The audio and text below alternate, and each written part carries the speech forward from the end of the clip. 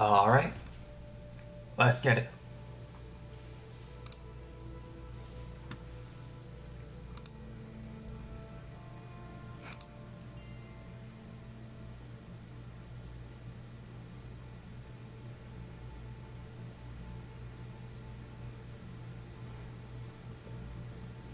Yo, this guy.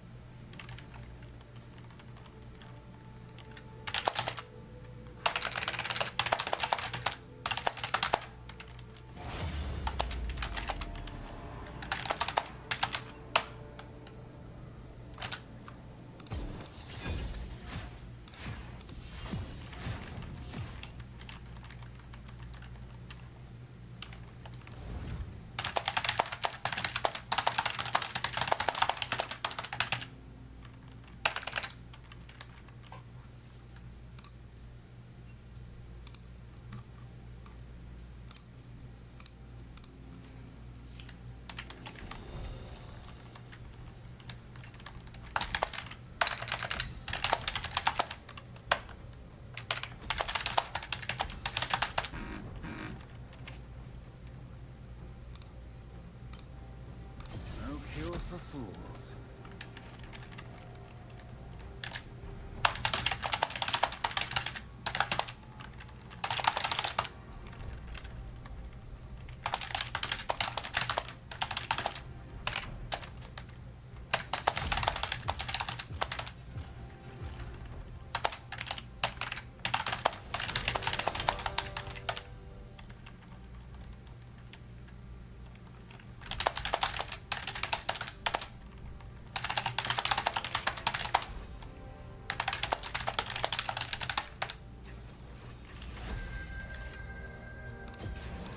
The rivers will run red.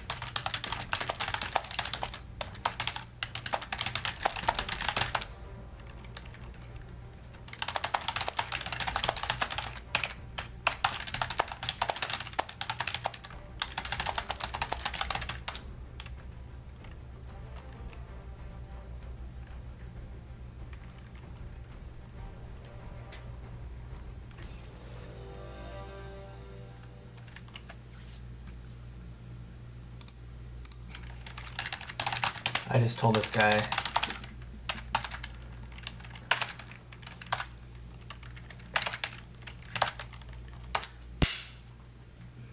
Easy money, easy win.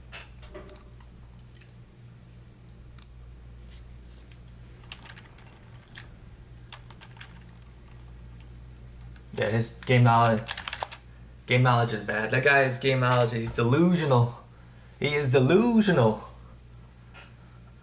That guy was like, oh, we have more people, hurry, win. No, bro, Corki has literally 10 mana. So Corki can't do much. Corki can't even escape. Oh, this guy's gonna get reported so bad.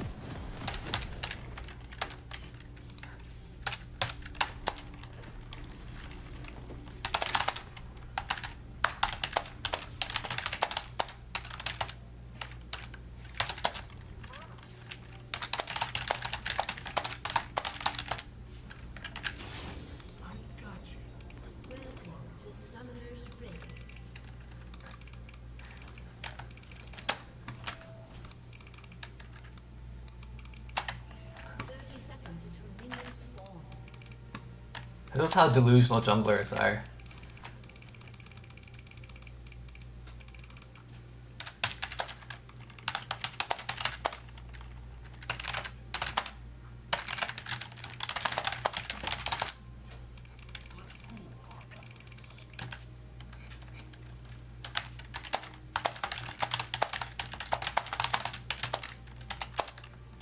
Minions have spawned. Oh, there's Yorick. We gotta be a little careful here.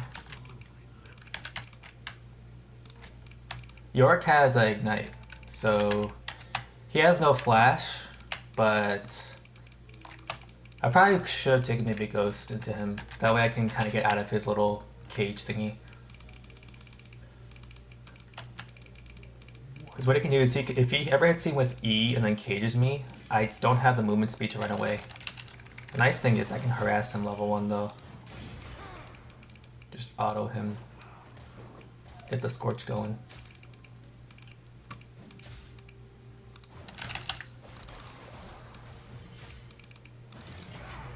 He can push pretty hard, but he already popped the potion.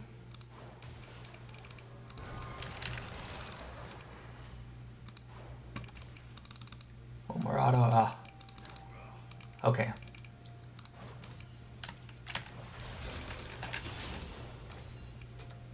We're gonna try to slow push this so he misses some minions. Oh. Oh, I autoed the minion. I did not mean to auto that minion. Okay, Eve is kind of topside though. Kind of have to be a little careful here. I'm almost in range.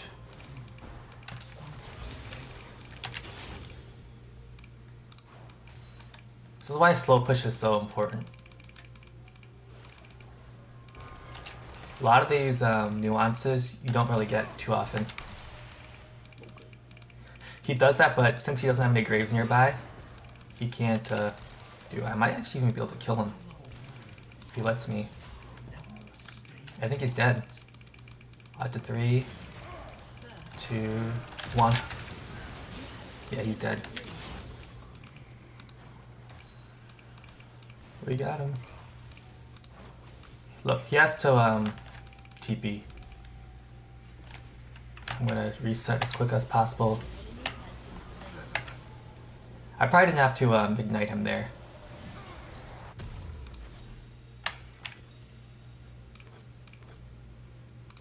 I'm gonna do this. Oh, actually. Yeah.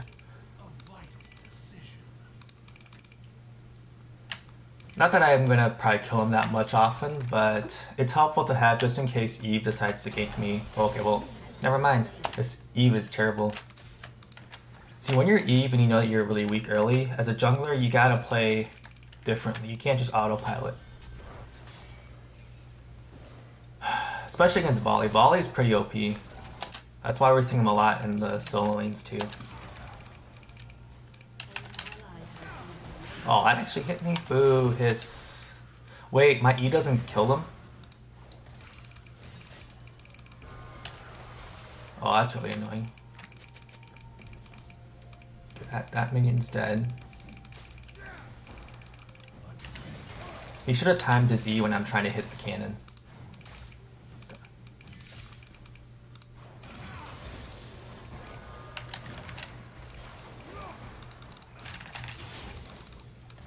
Yeah.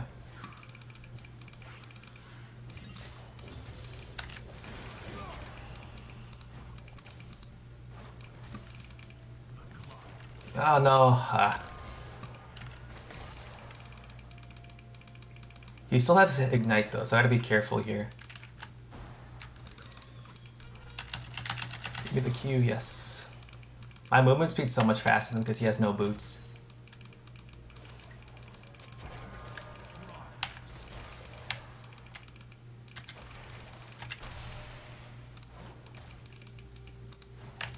Okay, Eve is pretty far behind. I don't have to put a control ward down because she's not 6 yet. Once she hits level 6, she can do some crazy stuff though. If I hit this, I think I hit level 6, yep. He's playing really safe though. He knows. I can't really slow push in this anymore, so I'm gonna let this whole thing crash, and hopefully I can let it bounce back into me. Yorick really. Oh, I did not mean to auto that first time. It's okay. Nice thing about Vlad is that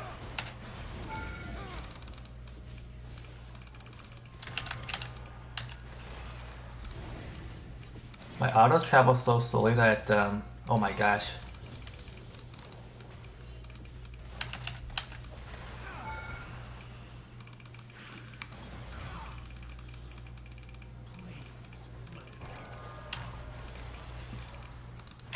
He has no mana.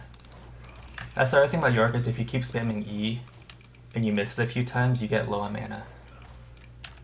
So all these resources and like last hitting and all this is difficult, but I have R and I have Ignite.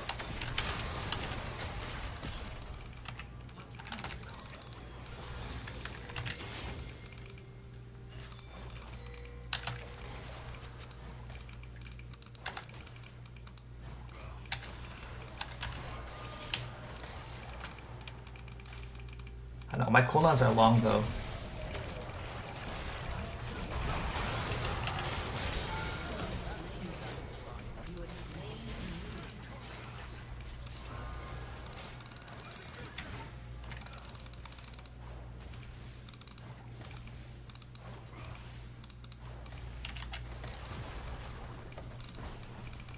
Yeah, honestly, I thought he was going to steal my R and try to go in.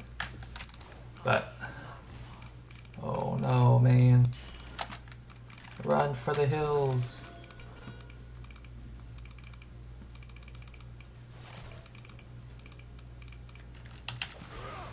Wait, that hit me?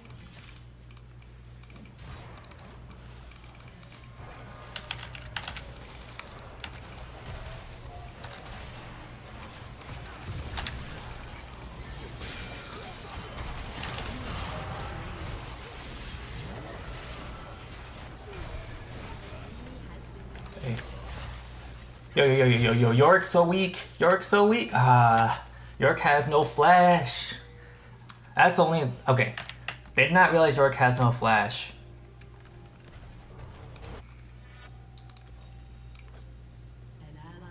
I'll let it slide though.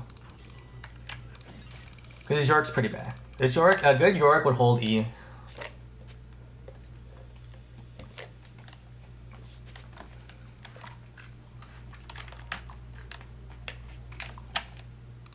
Nice thing to know is Eve has no flash.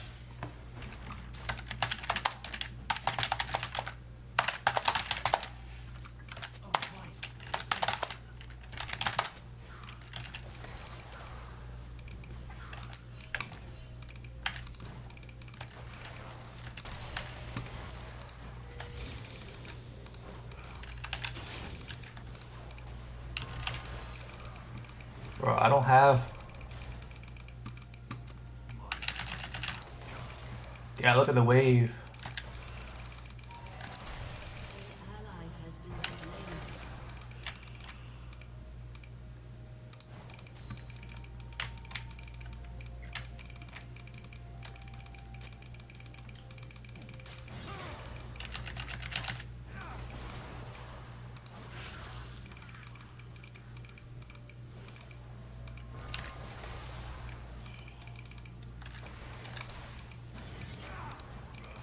Now Yorick is pretty low on mana though. So only threat to me right now would be Eve. So if she tries to come and gank me, she'll probably do it over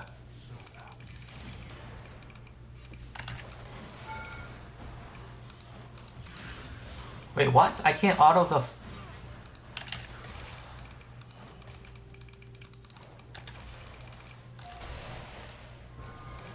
Wait, why can I not auto? Oh my gosh, dude. Riot is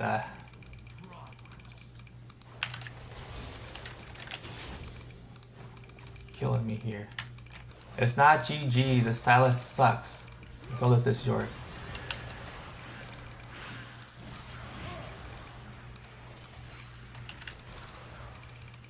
Why did he pop that? He has no mana to do anything else now. He can't even protect his maiden.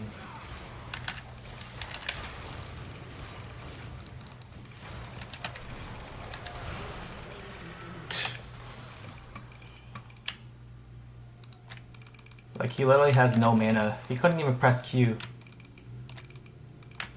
Bro, why is this Yone whining? Just farm. You can farm into Sylas. Oh my gosh. That's what drives me crazy, players in this ELO. They get tilted so quickly when literally everything is... When I say everything's winnable, I really do mean everything's... Oh my gosh.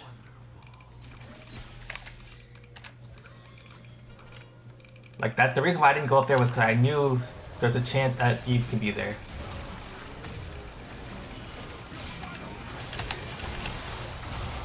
There we go.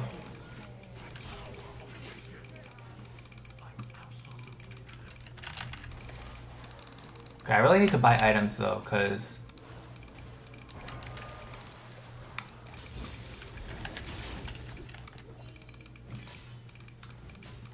can't defend that pink ward. It's very tough to collapse on Eve.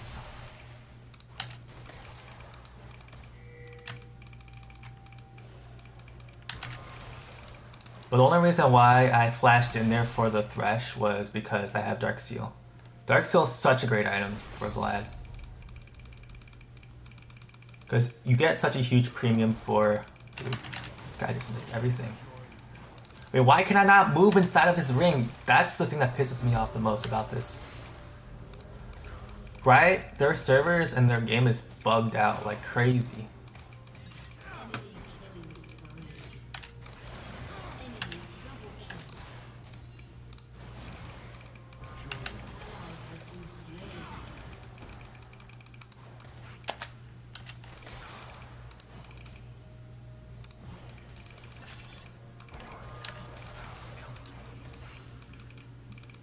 Eve's bot, which is fine.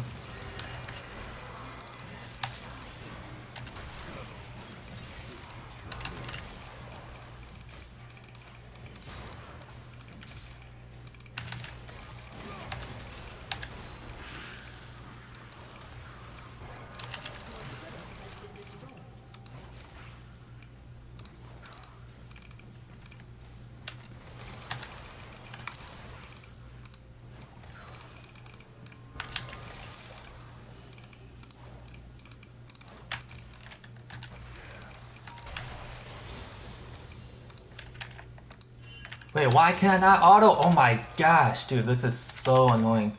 Alright, well, I have a huge power spike, though. I have a huge power spike.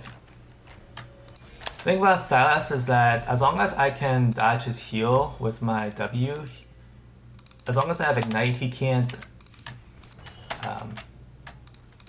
like, out-heal. Yeah. He's dead. He's dead. Yep. Huge shutdown for Yone. Huge shutdown.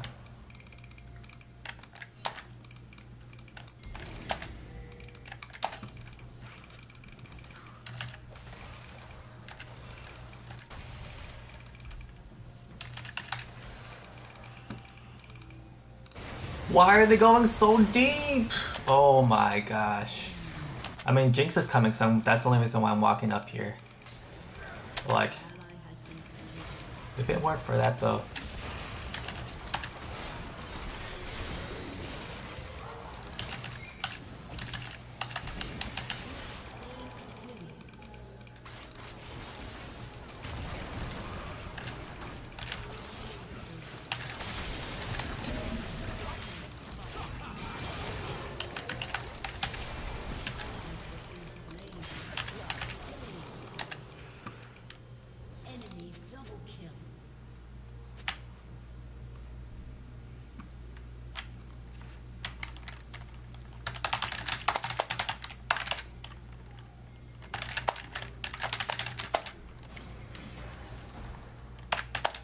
Yeah, no need to go so ham there.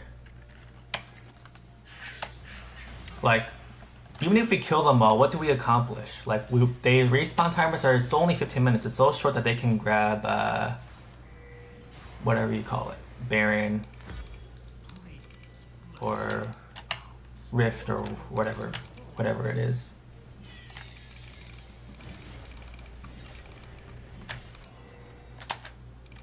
They're all so kill hungry, like literally way too kill hungry here.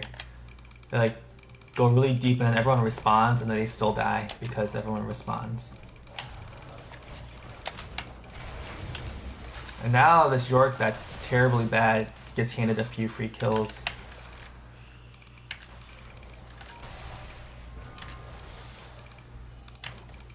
Now he's back to level 11. Oh my gosh.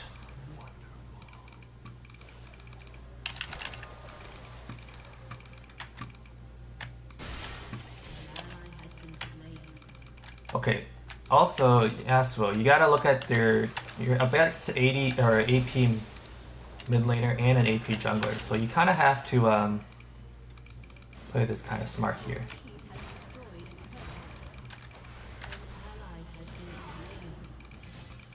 And everyone just died, so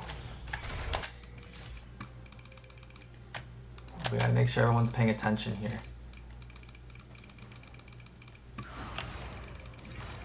See, our bot is struggling really hard. They need to get as much CS as possible. They shouldn't be trying to chase kills unless people had big shutdowns. In this case, you already got everyone shut down, except for York. York got a handed a free kill. There's nothing there for them to farm though, so...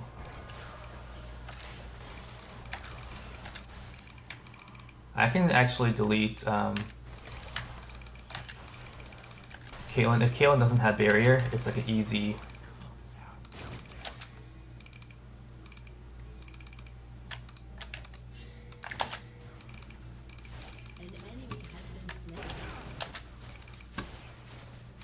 Like, you guys gotta realize the wave is so important here.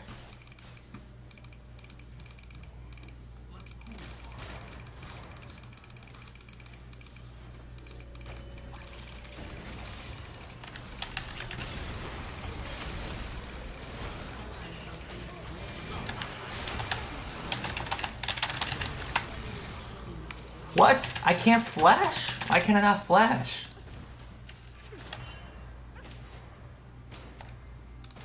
I literally was pressing flash. Literally, I was like spamming flash and I didn't even flash at all. I literally just was sitting there.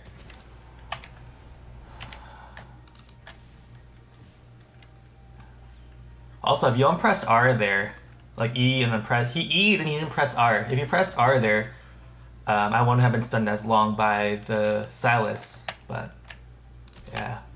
Oh, this Yone shouldn't be playing ranked. Even this Volibear has been going in way too deep too. Just like the last jungle. But at least this guy has some priorities in mind. He's not just straight up trying to fight for no reason.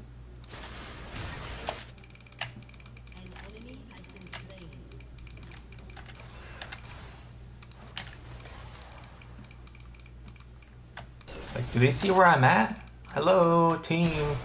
Don't chase. Don't chase.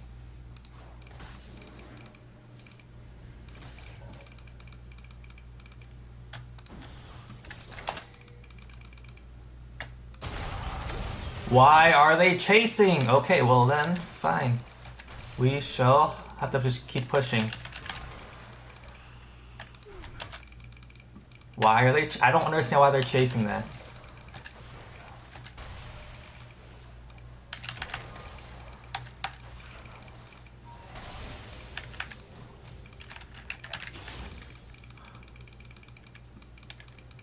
Issue is I can't push this far because they're all dead.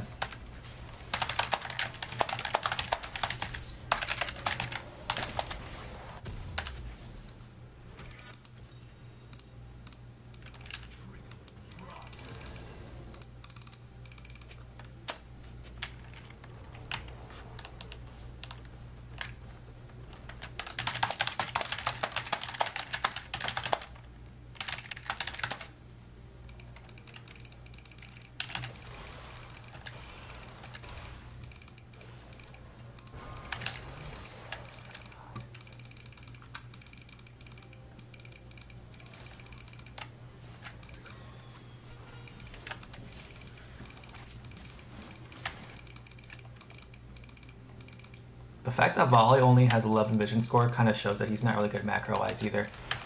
This one's a tough one because everyone's kind of feeding and no one's paying attention to the map.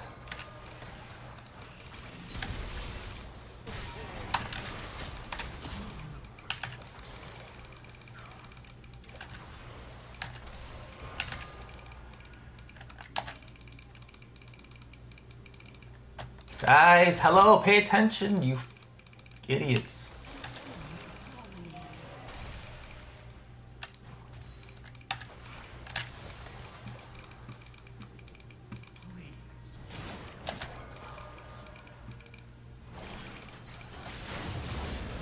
Bro, go in, they're tower diving.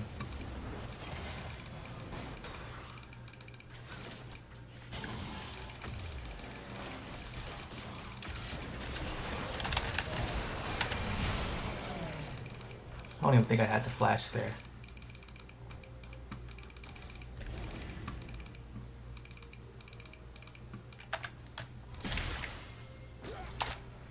Oh.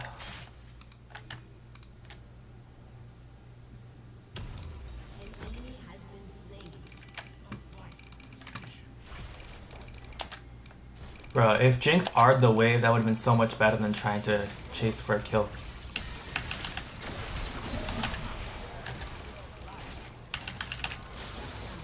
So easy. But we lost a tower for that though, which is really bad. We shouldn't be losing towers for that.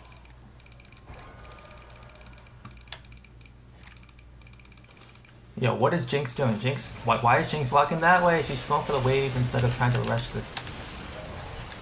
It's okay though.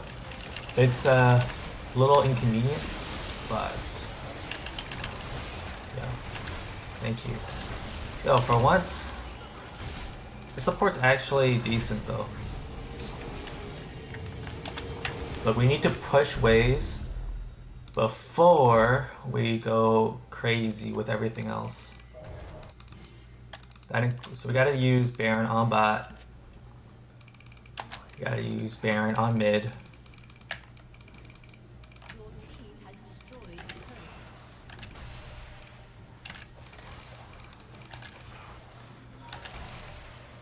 Yeah, I actually am pretty strong. People don't realize that.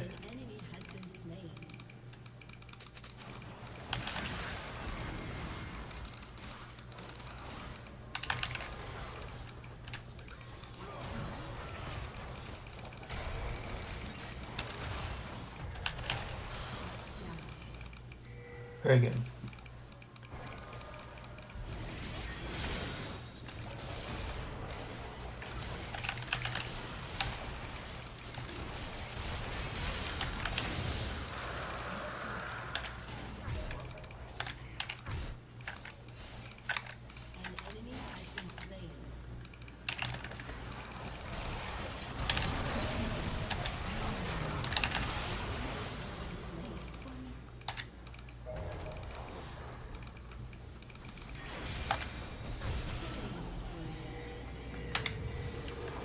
Perfect.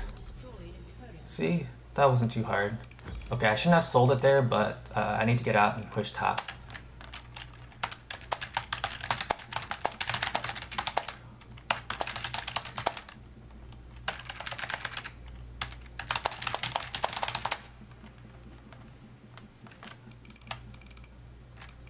And you can tell Eve's really bad at it because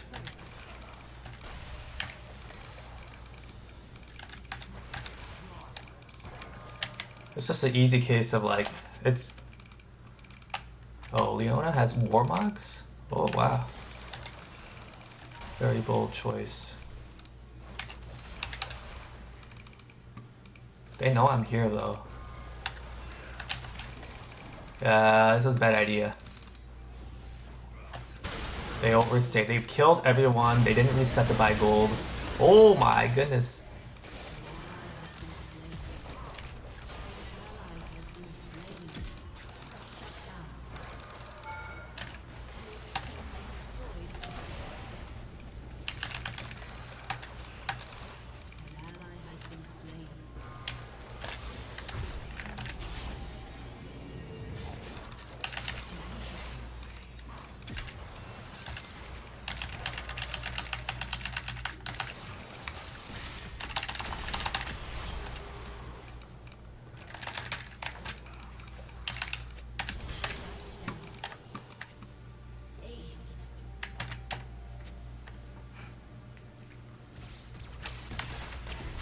I wonder if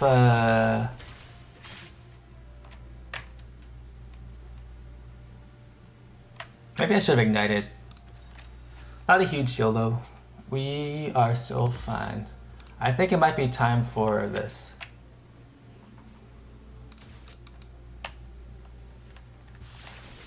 Team fights are crazy because they require last minute decisions, but being at the right place at the right time is very, very important.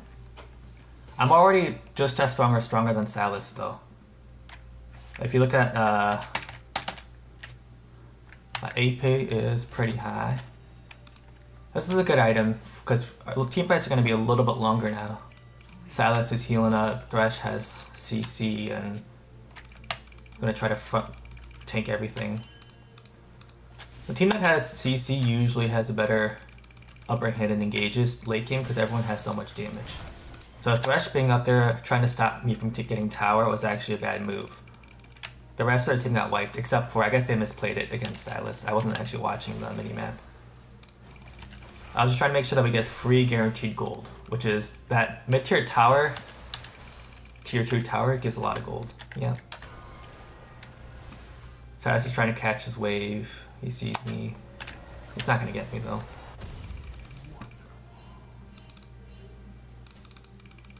I think it's better to push the wave bot.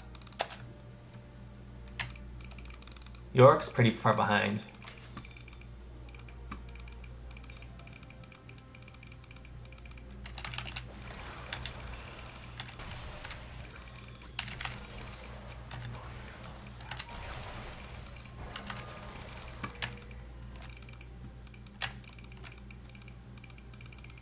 Okay, where is Yorick?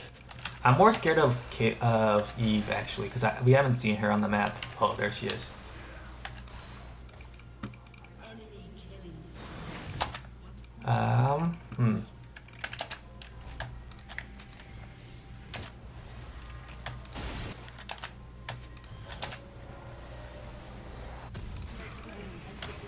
Very good, they killed Silas.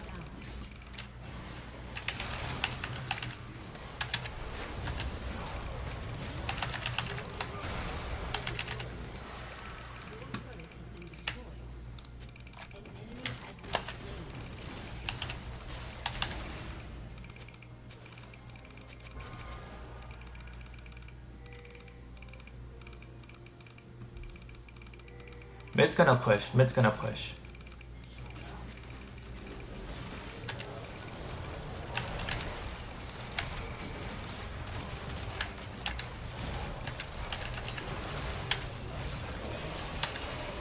I like Dragon because that's the only one that they can actually contest properly.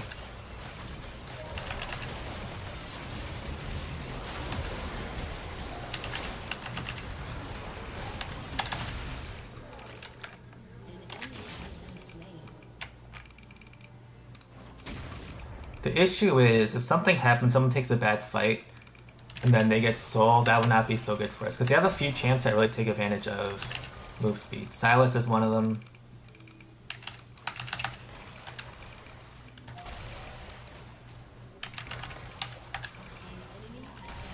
Oh my gosh. Okay, their Silas is running it though.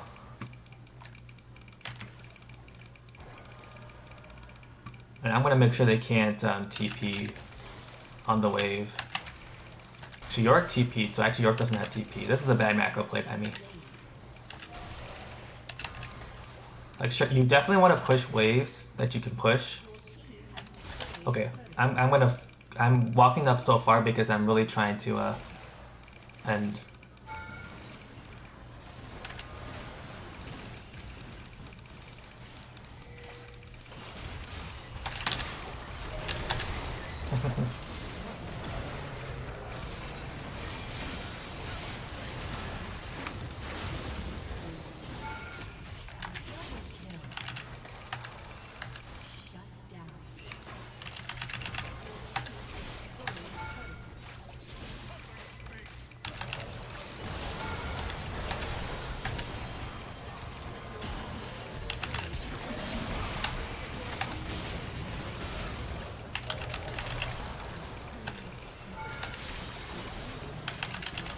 Yep.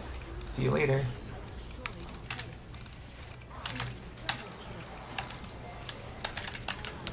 God, our teammate is so hard. Silas did go in though. That's the issue with when you get ahead, you can't throw your lead like that.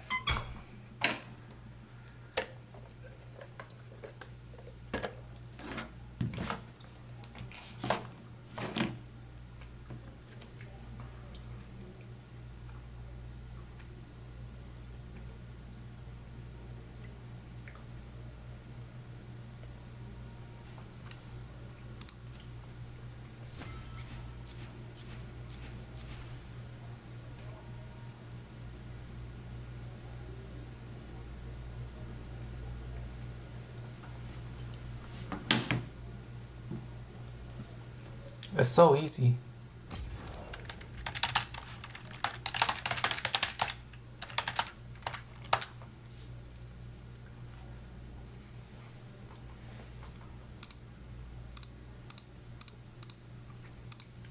He didn't die, but part of it was he was trying to go in, and then he didn't realize that certain people were not around him. If you mess up the macro, you can throw away your lead because of how shutdowns and XP work. I've actually got to the point.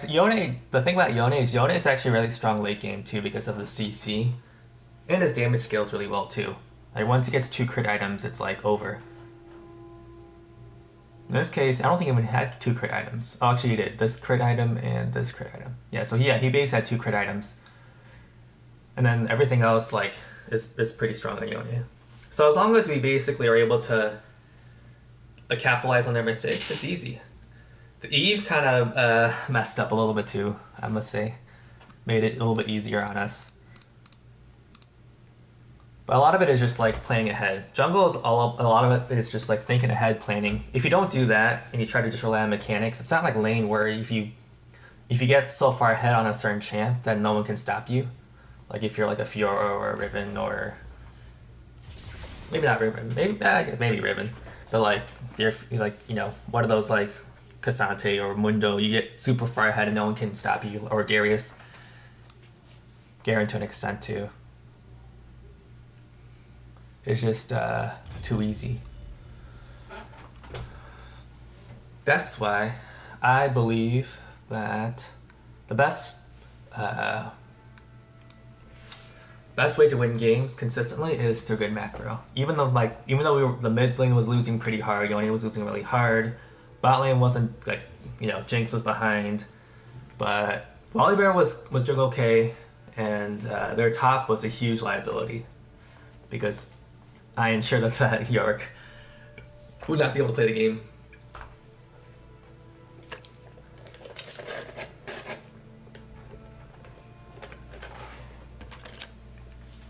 So correct macro wins games.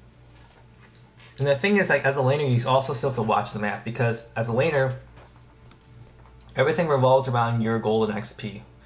So obviously, like, the hardest thing to do is get kills and solo kills. Like Vlad's not an early game champ. Really high cooldowns, low damage. But the thing about Vlad is that he has a little bit of healing in his kit, but even his healing is very, very low, except for his empowered Q, which comes up almost every 20 seconds. I think it's like a little less than that, like 17 or 16 seconds. His empowered Q comes up. So it takes a very long time. So Vlad's very punishable. He's very squishy, really long cooldowns. Like all his abilities are at least 8 seconds or longer. Level 1. His W is like a 20-second cooldown. So that's the thing with that's what makes it hard to solo kill your opponent. Now if your opponent missteps and lets you take free trades on them, doesn't matter what champ it is, if you get free trades, you're eventually going to solo kill your opponent if your opponent doesn't do anything to avoid it. But that's very hard to do in a ranked game, especially when people are trying to space and not get hit by your skills. So that's why I find that the easiest and most reliable way to climb is to focus on the things that are much more guaranteed. If you're in lane and you're you're a laning role, like mid, top, bot, ADC, you have to focus on the minions. If you can't farm well, you're not getting gold. If you are no, not close to your minions, your enemy minions, when they die, you lose XP. So ideally, even if you die yourself, if you can deny your opponent a similar amount of gold and XP, then you actually are,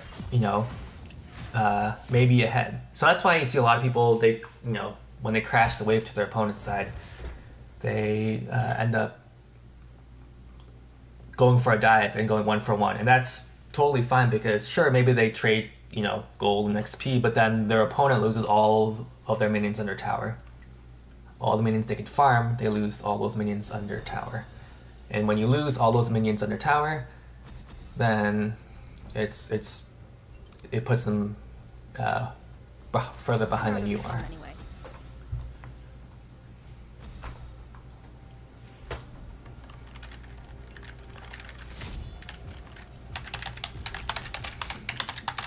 Bro, who bans York?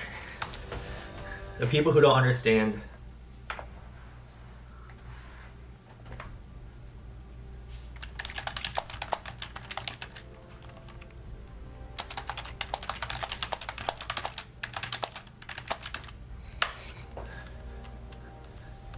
Thing about CC engaged champs that makes them a little easier is that, sure, maybe playing laning can be tough. Laning can be tough. Sometimes, because you're not sure when to go in and when not to go in. But in a team setting, it's much easier.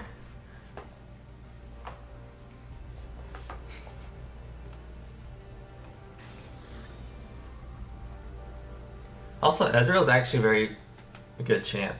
I feel like the issue with Ezreal is people who are new to Ezreal forget to auto. They just try to worry about the Q. And then because they worry so much about Q, they waste it or use it too often, run low on mana. And if they miss their Q, they still don't auto, which means if they have Sheen item, which most Ezreals have Sheen, they lose the damage on Sheen too. That's why Ezreal can be very strong 1v1s, because his autos are guaranteed to hit. And even if he misses Q, he still gets the Sheen proc from his autos. Obviously not as much as his Q. And then if he hits his Q, then his E comes out so quick. Ooh, it's an Aatrox. I think having this should be fine. Nico can...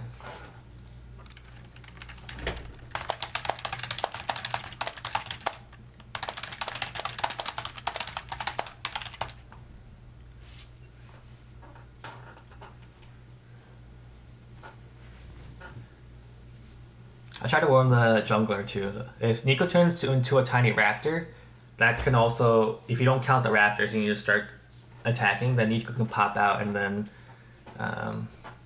then you're stuck and then their jungler collapses on you. So, yep.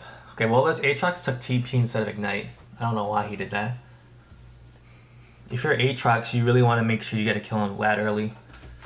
Because if you don't, then Vlad can escape.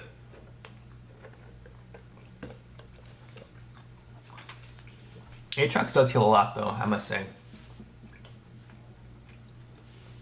And the trick with, if this Aatrox is a gold player or a plat player, they're always going to assume you're going to move back.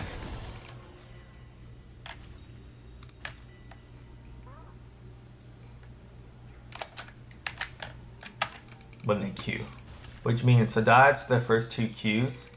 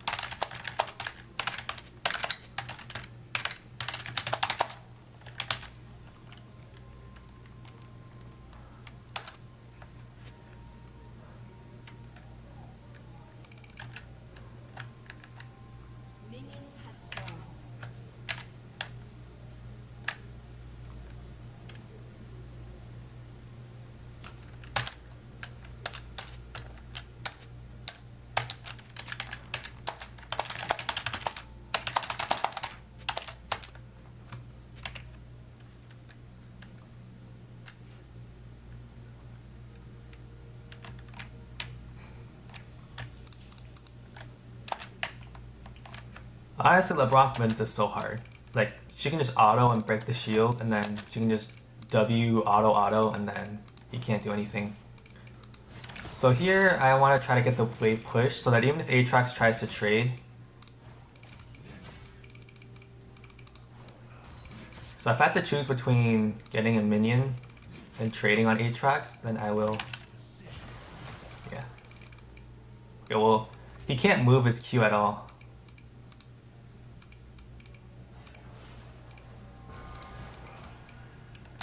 Whoa, he almost walked up into my...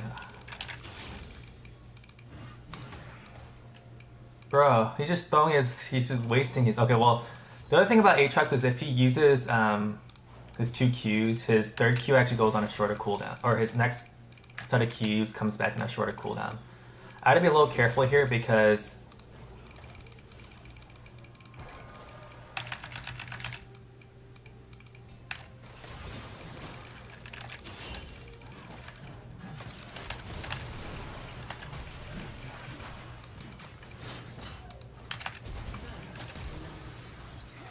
He's dead.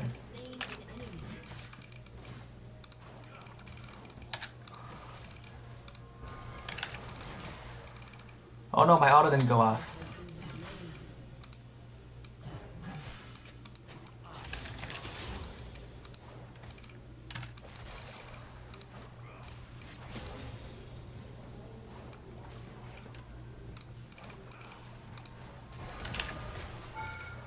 Okay, I think I might even dive this guy.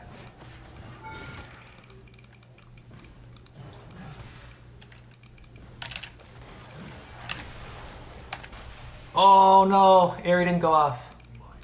Oh, he was almost dead there.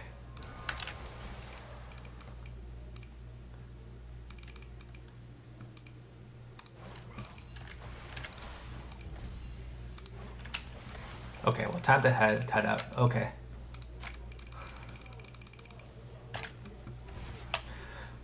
I put a ward there because I knew Amumu was probably gonna try and come and yank me. Oh, okay, well, having boots will really help in this matchup. And well, I'm just gonna do this for now.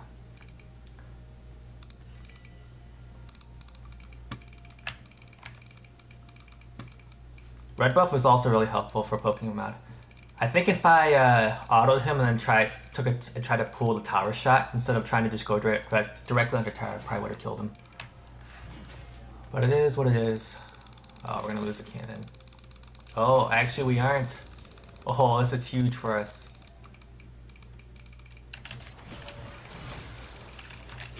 So it's so nice to have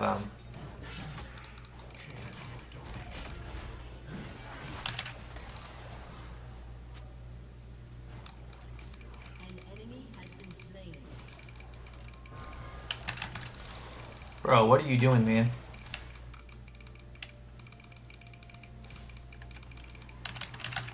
Yes. I'm trying to use my red buff as much as I can to my advantage.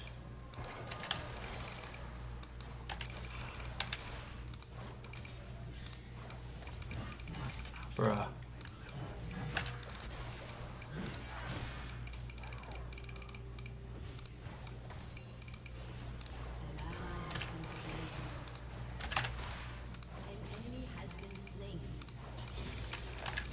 Okay, well, I'm hitting level 6 now.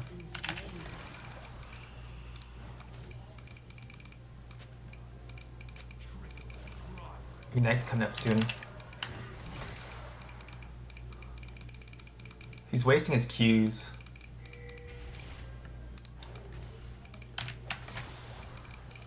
I think Amumu might be here though. That's the only thing I'd be careful of.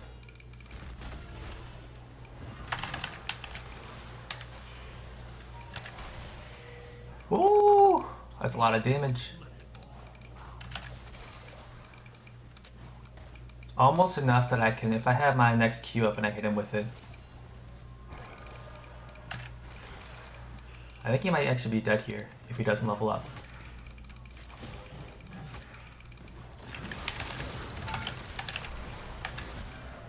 See you later. I wanted to make him waste his R there. It's advanced tactic, but it only works if you're ahead. Oh! Okay, well.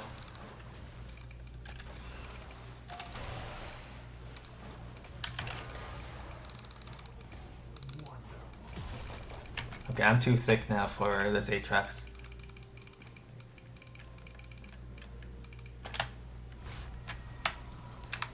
It's just total domination. This Aatrox didn't realize the basics of movement speed. That's why movement speed is so important.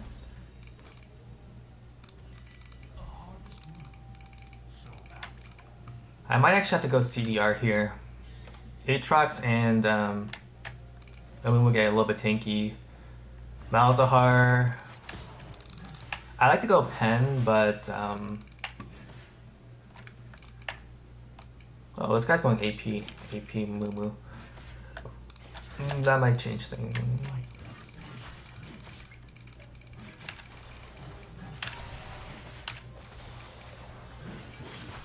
Oh, what is this guy doing? He just found out that he like can't counters me or something.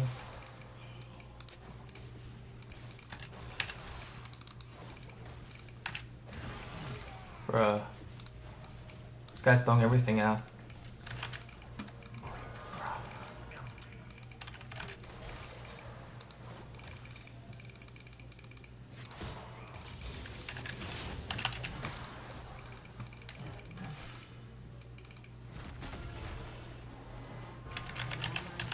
Oh, he eat away. I forgot he didn't.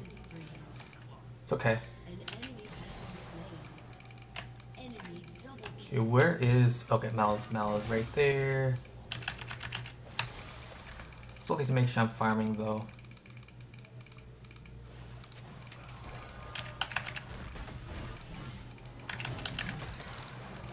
Oh my goodness, Riot is lagging on me. Either that or the internet's just really bad.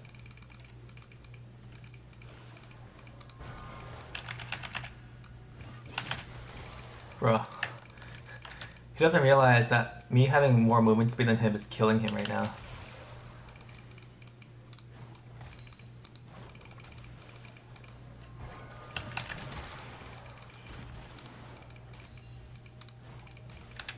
Alright, we're gonna just hard push this. Our R is gonna come up in, our Ignite's gonna come up in 10 seconds.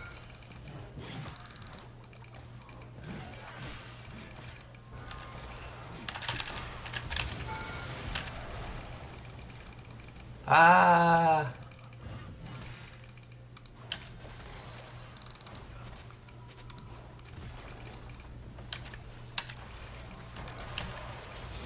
I thought I was gonna level up faster than that.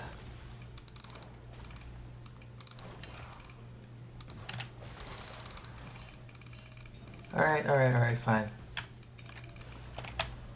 Doesn't really matter to me though.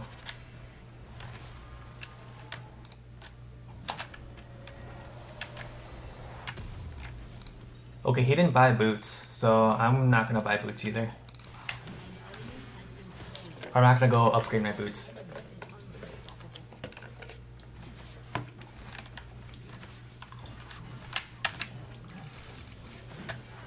Oh no, man. Rengar had to die. I actually didn't see him dying, I was just sipping on my boba. Alright. The other thing that really helped me out was there's a cannon wave. So I literally only missed 2 melee minions. Yo, he just used everything here. Wait, my auto didn't go off? Are you serious?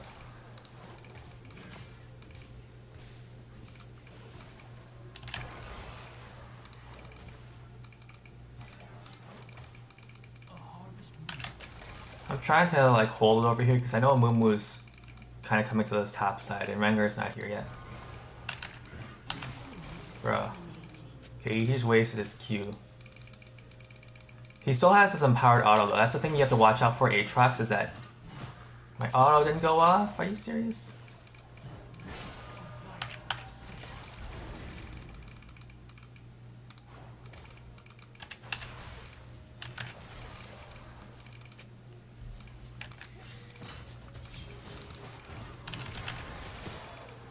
Yeah, I really can't help you there.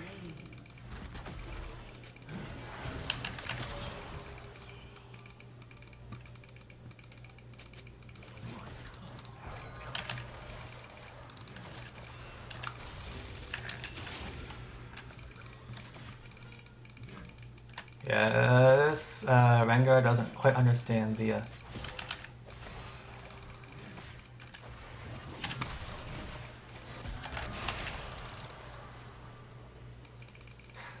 Okay, at least he's scared though. He knows that I actually have a huge advantage over him.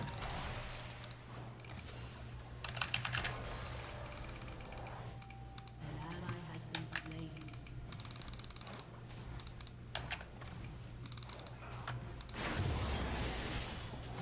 Okay. Slain. An ally has He gets 1 kill back, which is good. I need to base though, because I have a huge power spike, which is my death cap. Also, I'm surprised he backed off. Maybe he realized I R'd him.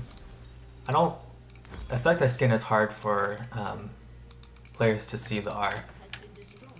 Which hurts. I realize it hurts, and I realize that's why Elite doesn't play with this skin that much, is because Elite 500, a big Vladimir one trick, I think he realized that his own teammates can't see when he has R's on people. And at higher ELO, if people know that Vladimir's R acts as a reverse exhaust, so it actually makes everyone take more damage. But if no one can tell that you've R'd people, then they're not gonna go in as easily. Oh no, I did not mean to walk up there.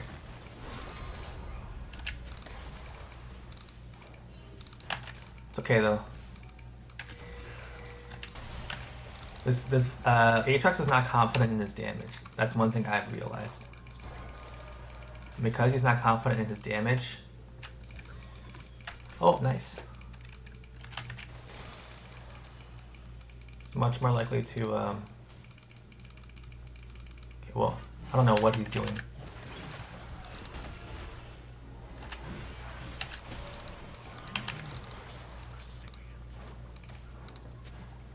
ally has been slain. I don't know what he's trying to do there. Enemy double kill.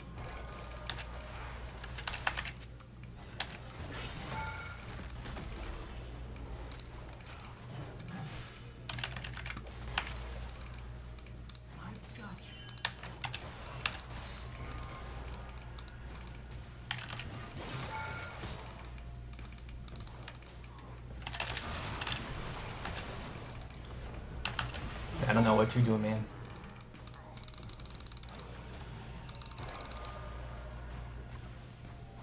Your team has destroyed a turret.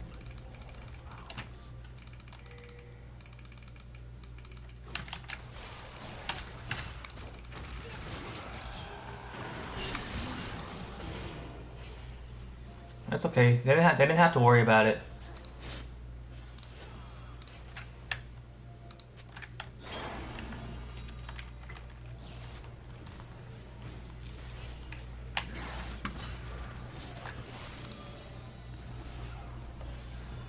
That's the only downside of doing that. Oh no, Rengar's gonna.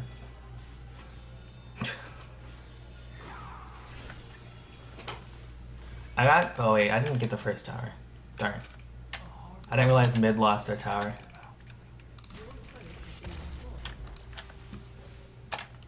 Oh shoot, Lucian's 7-1? Holy. Okay, Lucian's pretty OP. Me flashing wouldn't have saved me there because all Mal had to do is press R on me. I didn't have W up either. So that would have been very difficult. Your team has destroyed a turret.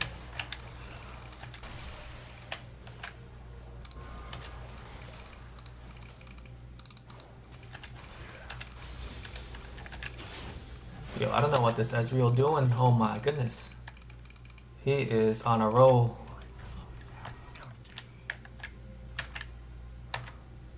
I would push this out, but I really can't because there's too many of them here. And I don't have my R up. So we are just gonna base what we can get and... Oh, wait. I thought Rengar was gonna catch this wave. Oh well. Guess he's trying to get...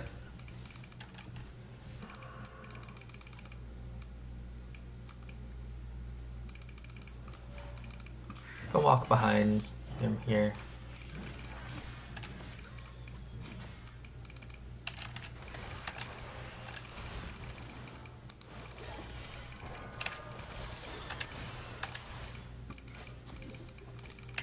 Lucian should still. Oh wait, Lucian's kind of ahead, but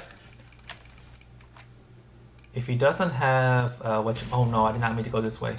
Please, no one be in here. Okay.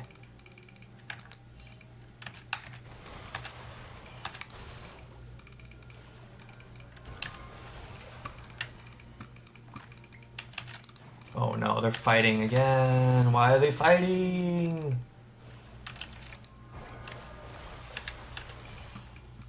People, you just saw Lucian and the other person topside. An enemy has been slain. Now they're fighting. An ally has been slain. An enemy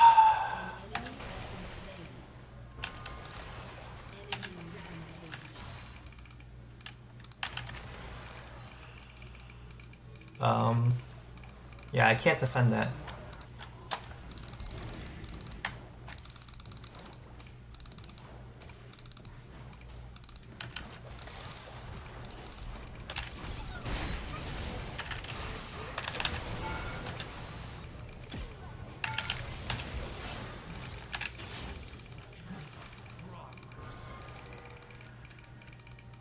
Oh, it's really good though.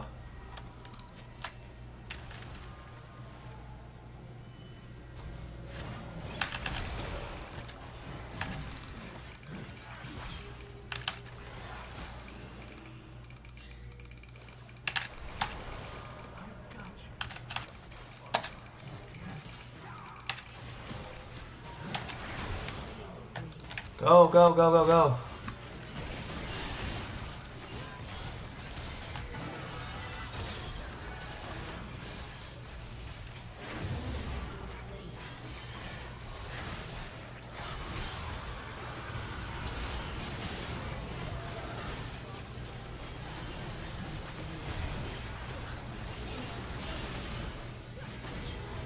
Wait, wait, wait.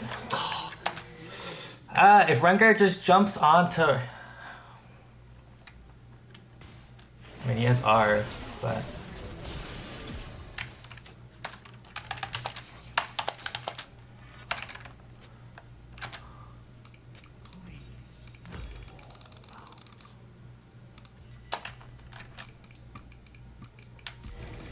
Yeah, team was way too slow to actually go all in. They didn't realize I was fighting the two of the strongest people top. This might be too late. This might be too late, but we'll see. Yep.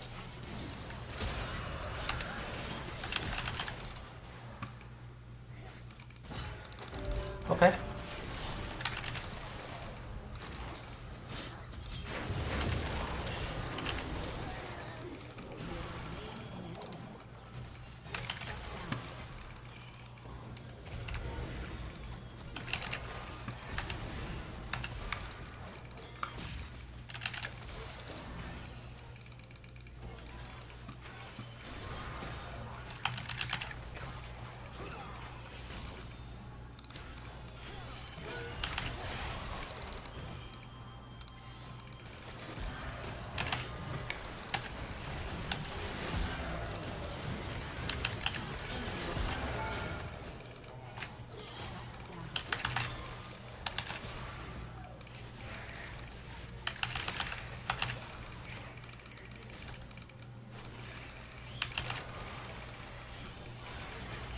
There we go.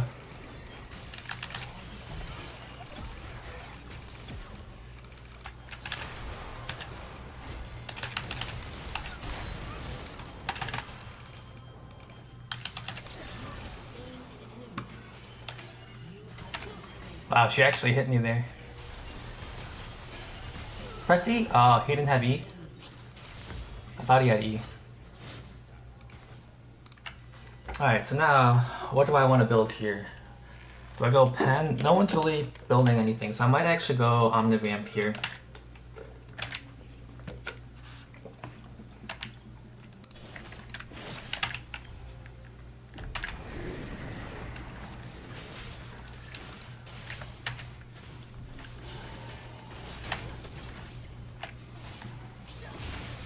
Oh, I don't know about that one, man. Rengar's on the ADC. With Leona, you kind of jump in for no reason. Or not for no reason, but you kind of jump in and then your team has to fight wherever you jump in.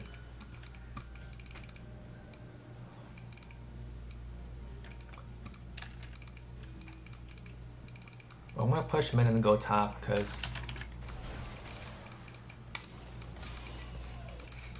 Wait, that's so crazy.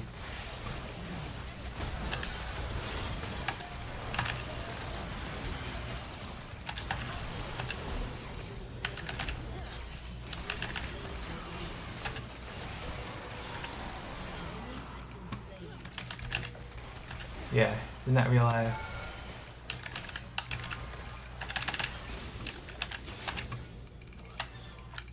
This Lucian did not realize I'm huge.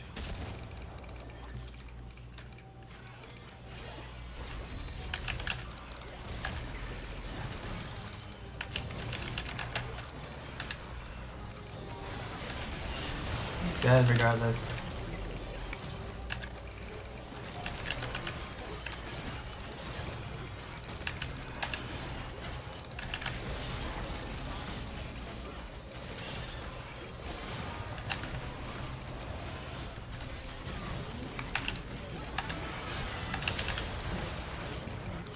Yeah.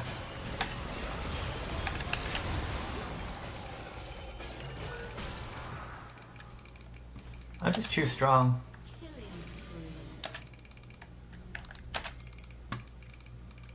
Oh, well, I guess LeBlanc has the same idea.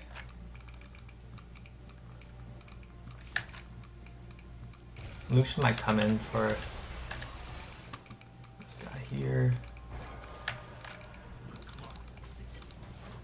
We got about a minute, so we need to be able to hit this quick and recall.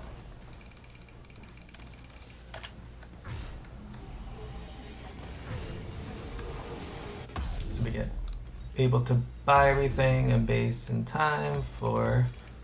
Oh wait, I don't have enough for. Damn. Wait, I do. Okay, so this will make me like Thanos. Look at that. Look how much extra AP I got from that. 25 extra AP. And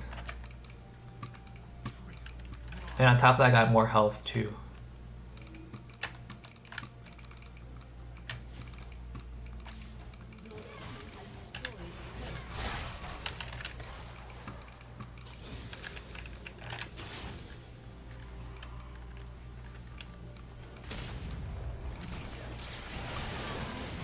Yeah. Shut down. Unstoppable. I don't know what these guys are trying to do.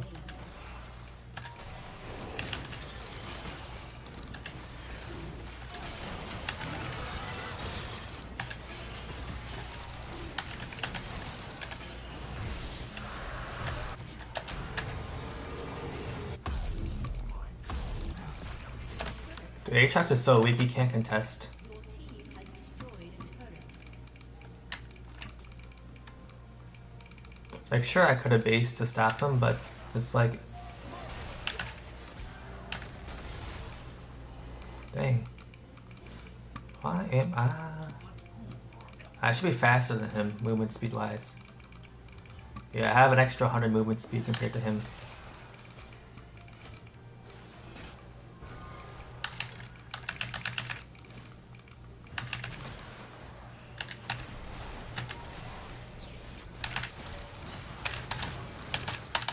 What?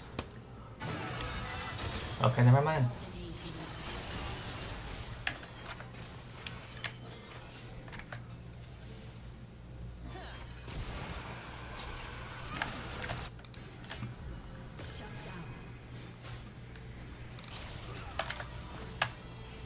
Maybe I should have flashed on him. I also thought I put R.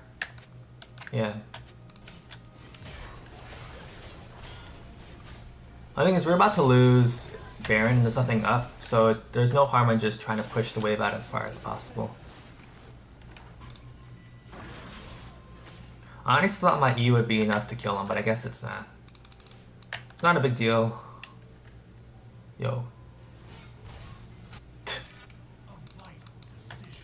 I was gonna say, yo, that's a trap. No, please, please, please, please, please, please, please, please, please, please. There's like literally like 4 of them there. Mal's R is probably up pretty soon.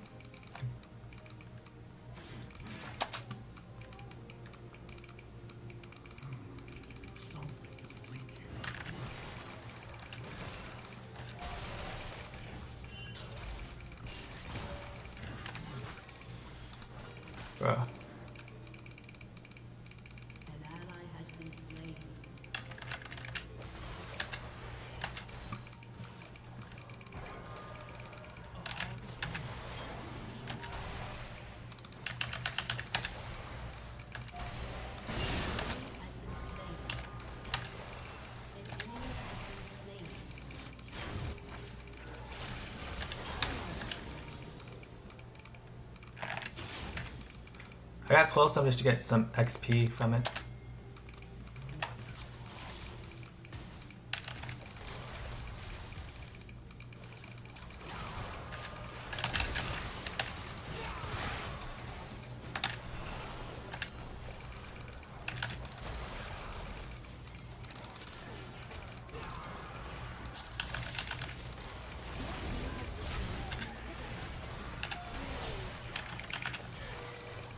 Okay, wait.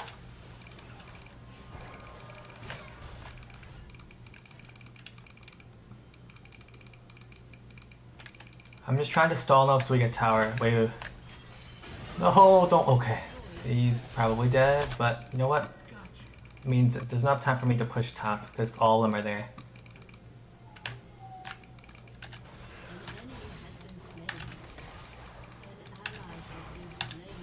Oh, I missed the cannon. Are you serious?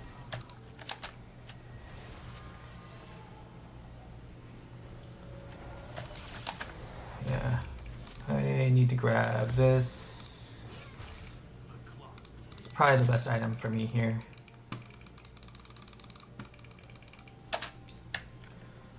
Yeah, we gotta pay attention. So that's not a good time to die because objectives, both of them are spawning up soon. We need to make sure we have prio. Luckily we got mid pushing in, which is good. Which means...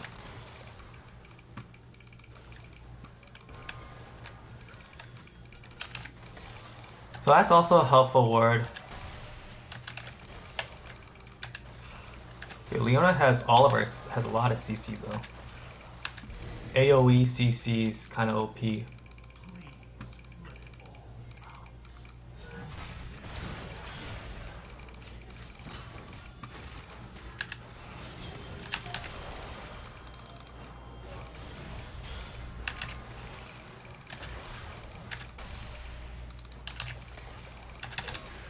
Sorry.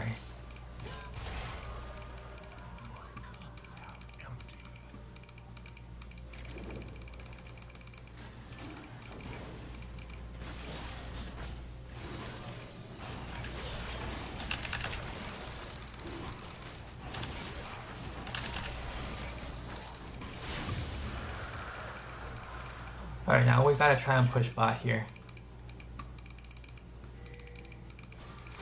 Oh no.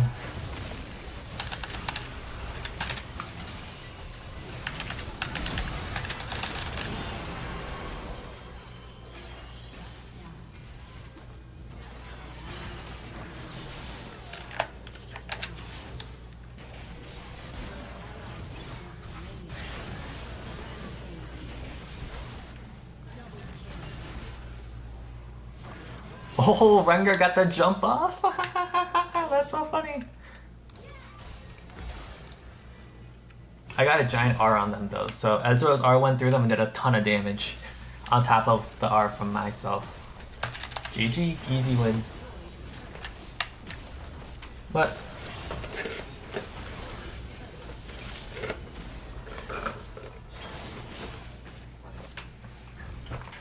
oh, why would you do that? Miles is spawning up soon. Oh well. Luckily, timer's not good. Timers are were long. If Mal comes up though, and Mal like one-shots Rengar, and then the burn goes to LeBlanc, that would be rough.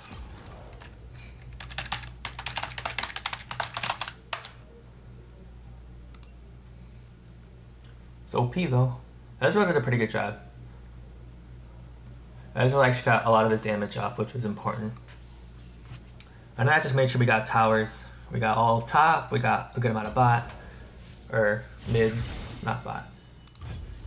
We didn't stay bot much, because we had Darren and trying to get drag. It's a very simple game, as long as you know what you're doing.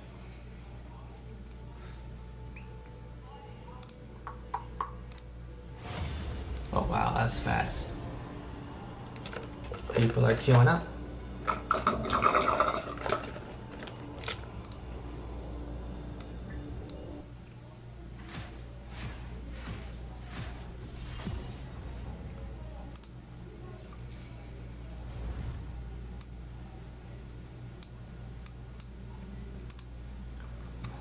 That's pretty easy. You just gotta strong mental. Every game's winnable. Like literally, if even if that one really fed person, if that one really fed person doesn't understand how to play macro properly, and they make huge mistakes, even once getting caught once, that really can turn the game around. It buys us a lot of time, buys us a lot more time, which we can use to get resources. And plus, it also swings all the resources back to us because you get extra shutdown, XP, gold. Obviously, the goal of the game is try to win. And higher levels, people know how to win and win the game faster. Because more people are, know the game a little bit more deeply, understand what they can maximize.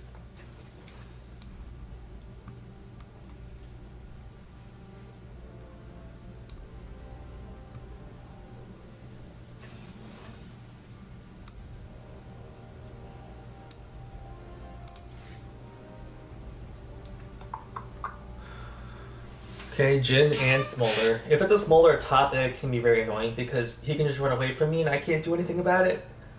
And I think Smolder outranges me too and can probably outpush me. The issue with Smolder right now is that Smolder can scale really well, fairly easily. It's not too hard, in my opinion, for Smolder to get stacks. Ugh.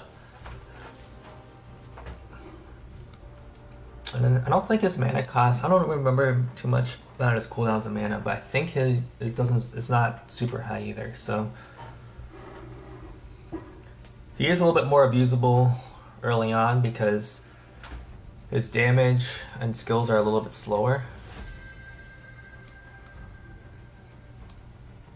Yeah, their team is looking pretty annoying to deal with.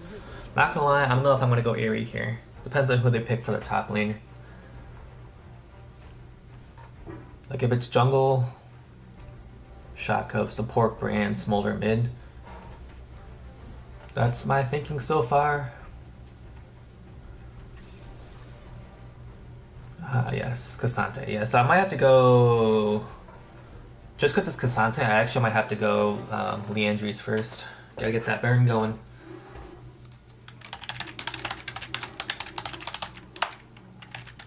That percent health is so important into K'Sante, because right now K'Sante, the issue that makes K'Sante broken now is that he doesn't lose as much health when he presses R. It used to be okay. The only nerf they really did to K'Sante, in my opinion, was making his W like less instant.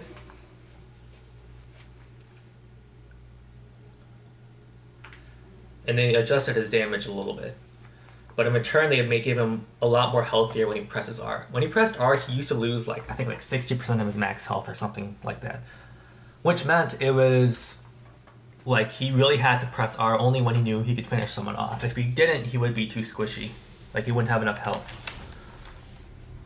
Because the thing is, sure, K'Sante does damage when he presses R a lot, but he also gains a little bit of. But the amount that he actually heals is not as high. Like it's about 15%, which is still better than having no Omnifamp at all. But I find that Welcome to Summoner's Rift. is this cat going the poke build? 30 seconds until minions spawn. I don't even know how to see the other runes. I don't think you can see other people's runes, like their secondary runes.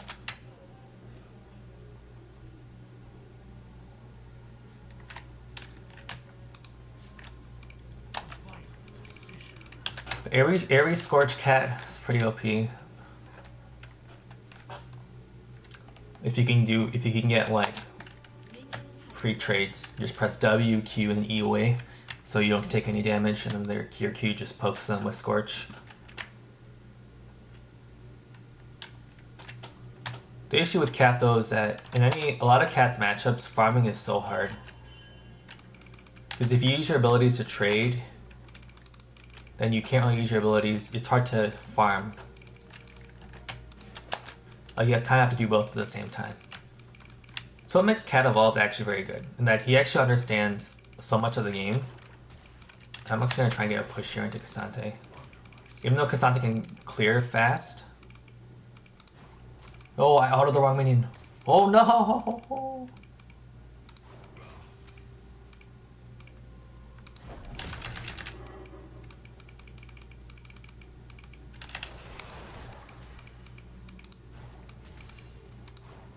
Oh, I autoed the wrong minion again. Are you serious?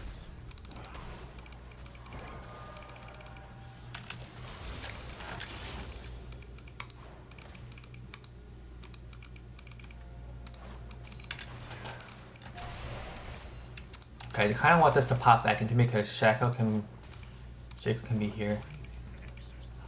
So I want to make sure that this... Oh no, this did not fully crash. This can be pretty bad.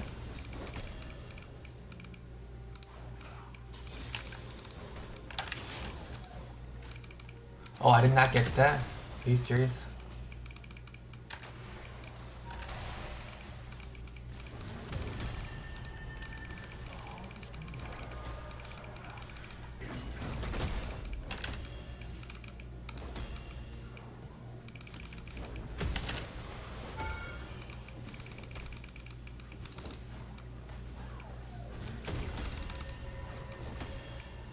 Wait, what did I not... What did I auto a minion there? Are you serious? I wanted him to hit me a little closer. Okay, Shaco's definitely gonna be here. It's okay, because I'm pretty full health.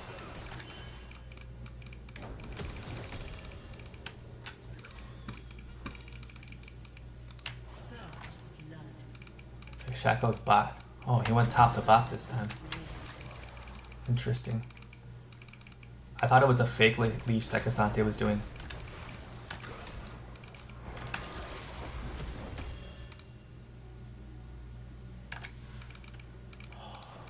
Okay, well, he took an empowered Q, which is why I came out ahead there.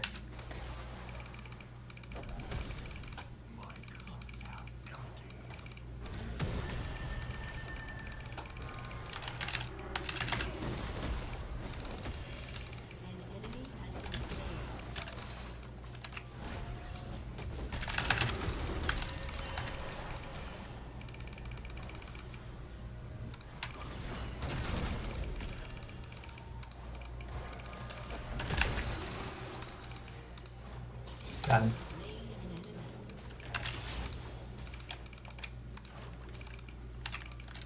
He's gonna TP back though, so I have to push this out really quick.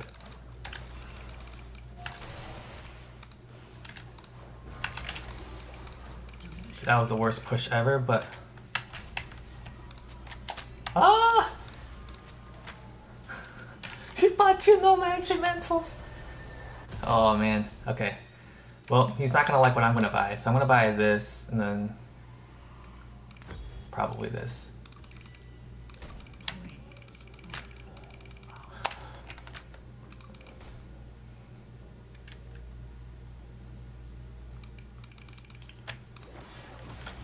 Just gets extra damage.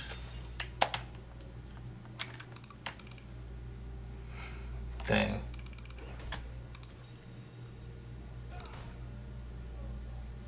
You could have bought the same thing but gotten a lot more MR.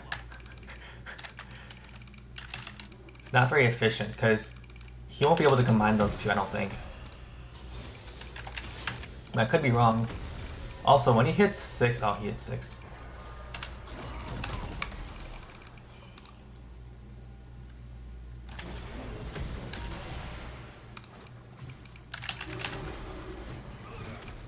Yeah, nice try.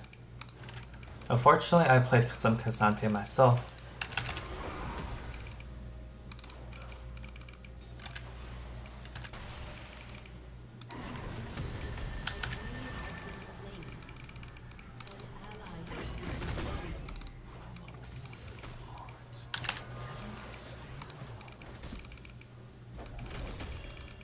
Oh, Faded Ashes doesn't give as much AP as I thought it was going to give me.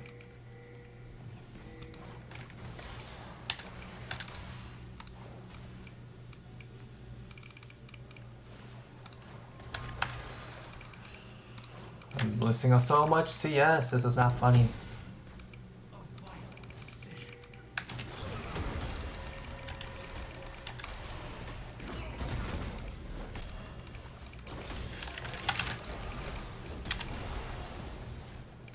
Nice try. And Sonic does not run out of mana, does he? I swear, if Shaco's waiting in this bush, I'd be so big brained.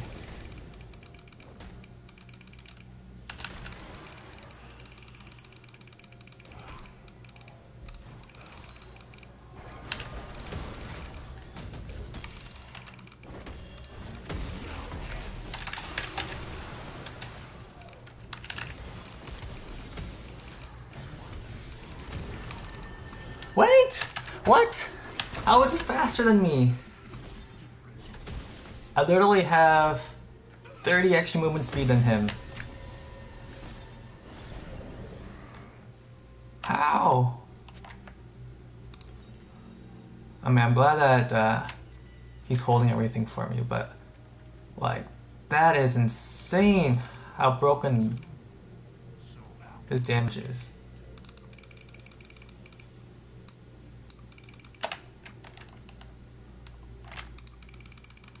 Okay, maybe I should buy the other item first.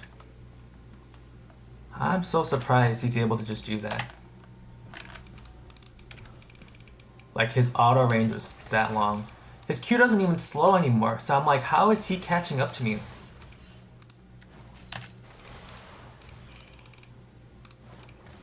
I probably should have waited to hit level 7, or level 8 though. What? My Q didn't go off on the... Riot. Dude, this server lag is also really getting me too. Luckily, he's not that much faster than me.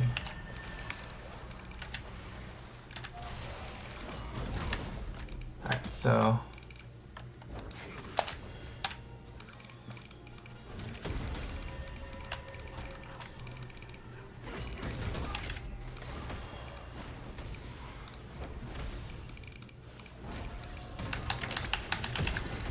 Wait, how is he stunning me?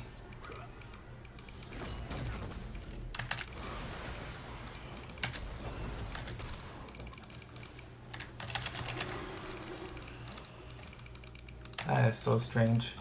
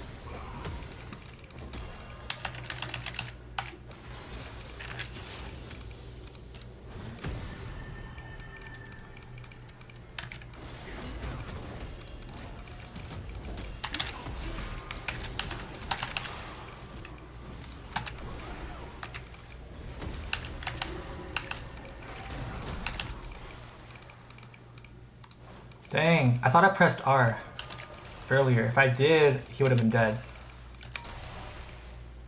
An enemy has been slain. Oh, I autoed the wrong menu? Double kill. Okay, well, he flashed. And now he uses TP. He's just buying more and more MR. God dang it. This guy is just...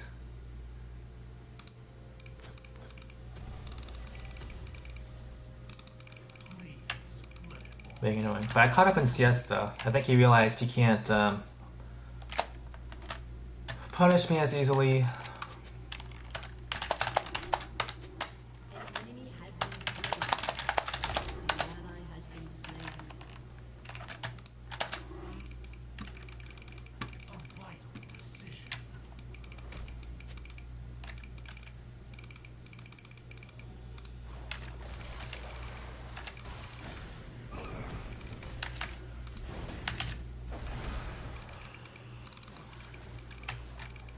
he's taking no damage from anything else.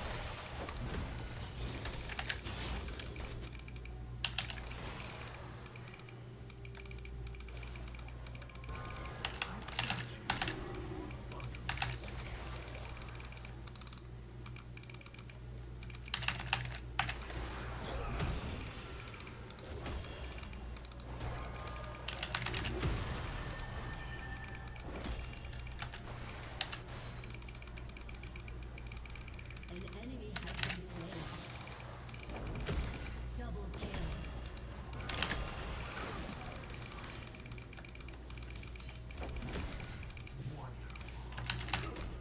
What?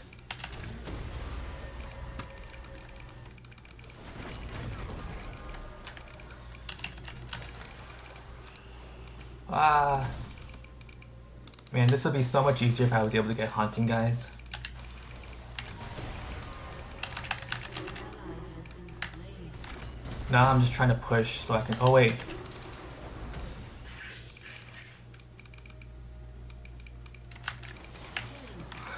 All that trading, he took like maybe 500. He took like 3 Qs. And I think two of them were empowered Qs.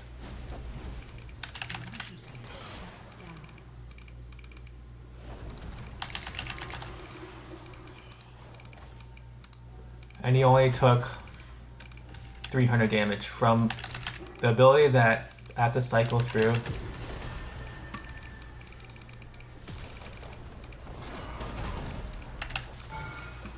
Oh, finally he actually stayed. An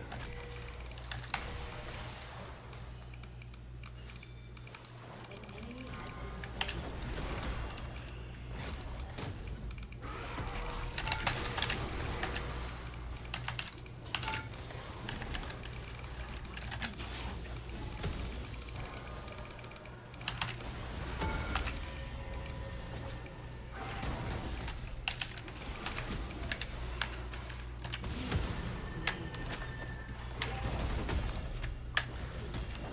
Dang, Shaco got the kill. I was like, why am I so slow?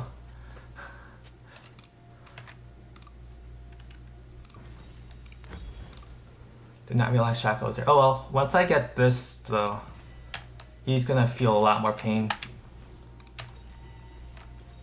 Because I also got a plate too before the thing. There's also the one of the other reasons I was going up so hard. I knew Shaco might show up, but I didn't realize Katsante's arrow would take me so far into tower range. If that didn't happen, I think that I could have probably turned that around. But that one tower shot really did hurt me there. If I had literally like 300 more health, he wouldn't even try to contest that. This is good for him, but it's gonna get whittled down because I have Liandry's. Also, our team's doing really well. Like, Draven's going ham. So as long as I don't do anything too funny.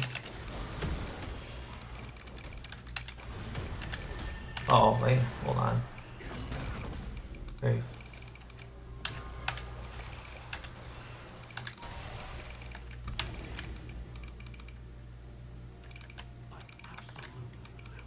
Interesting.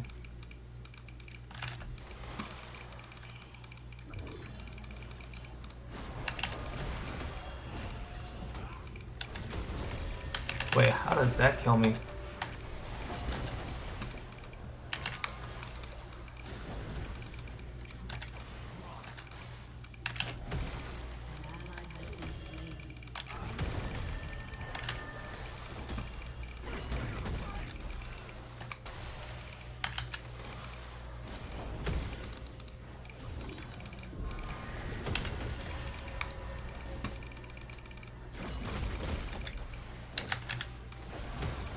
An ally has been slain. Your turret has been destroyed.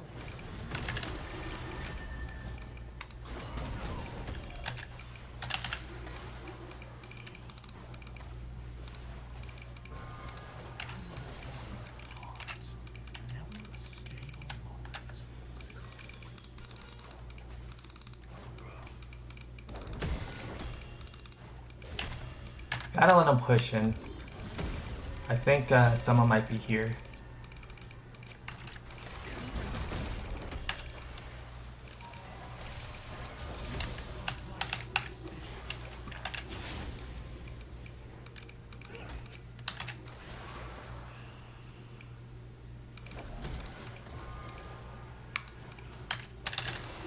Your turret has been destroyed.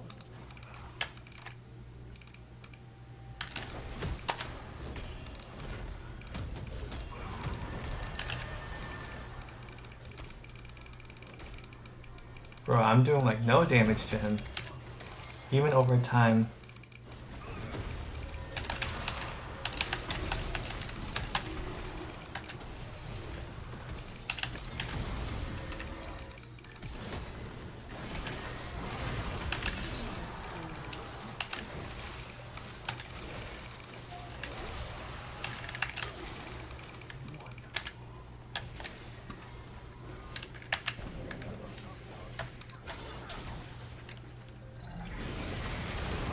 Yeah, they just died Smolder. Smolder's too squishy.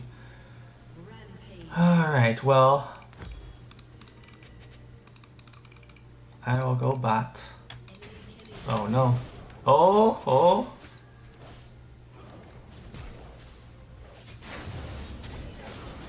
Oh, Draven got the R.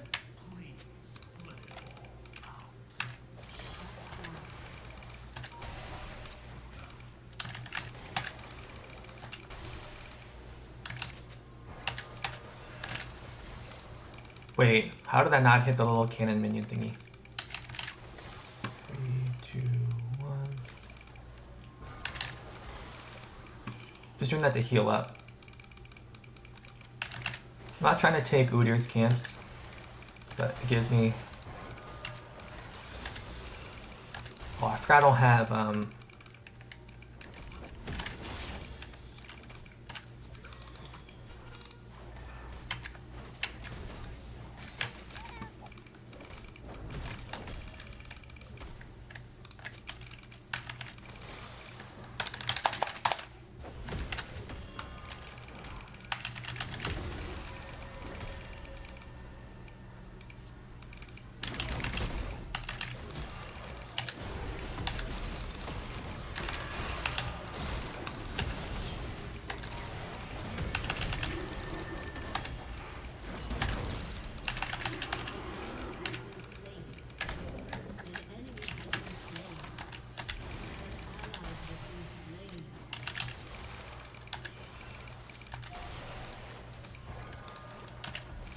Okay, so the question is, what do I go here?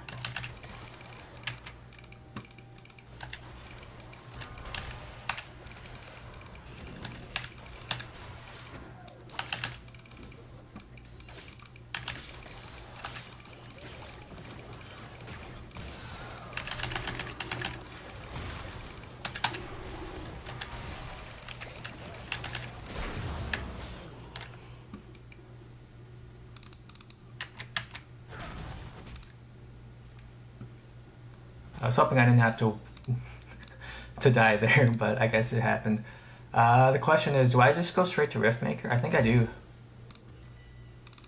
I'll do Riftmaker and then I was actually hoping I get level 14 at least, but I missed too much of the wave when we were fighting Cassante. That was too far to pick up the XP. Not a big deal though. Like, our team is so far ahead. We should be fine. We should be fine.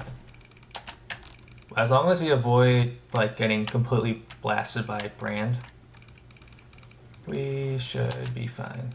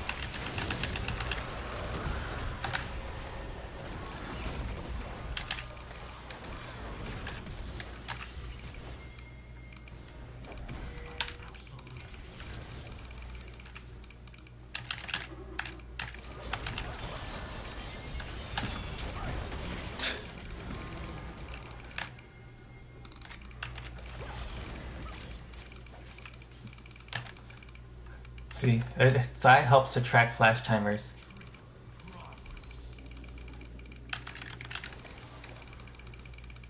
An ally has been slain.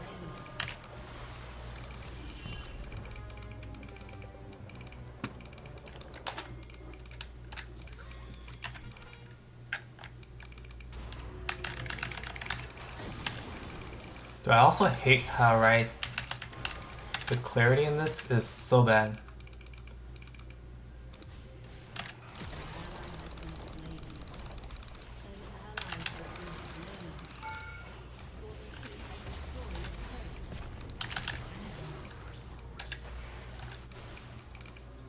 If they waited just a little longer, we got tower.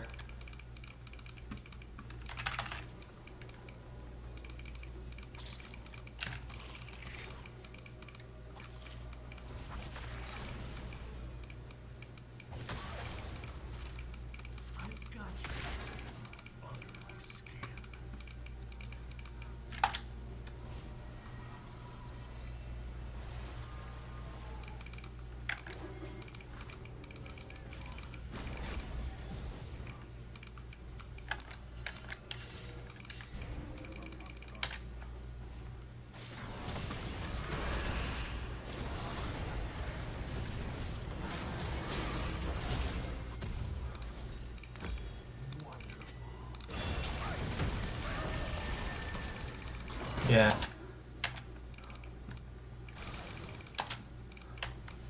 ally has been slain. Enemy killing spree.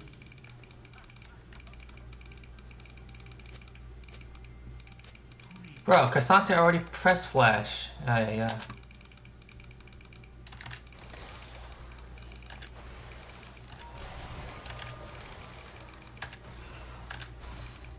An enemy has been slain.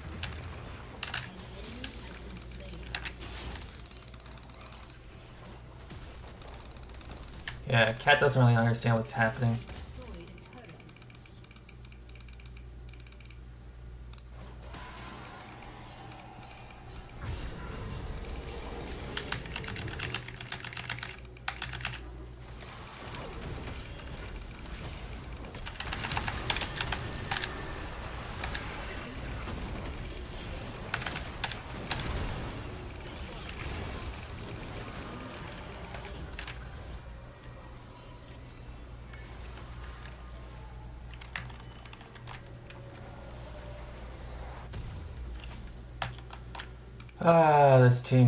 This Cat is pretty bad though, unfortunately.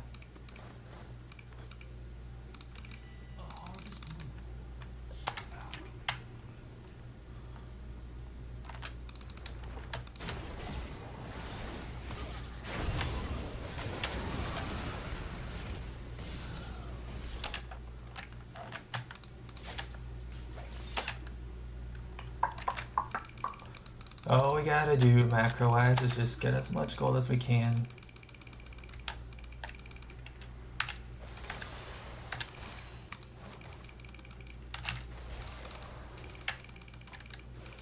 I'll try to push this out so that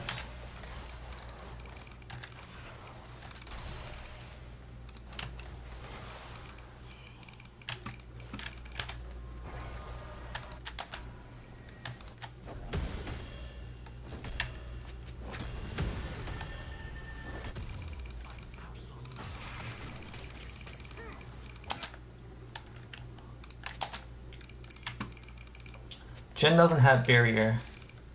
At least he shouldn't have it.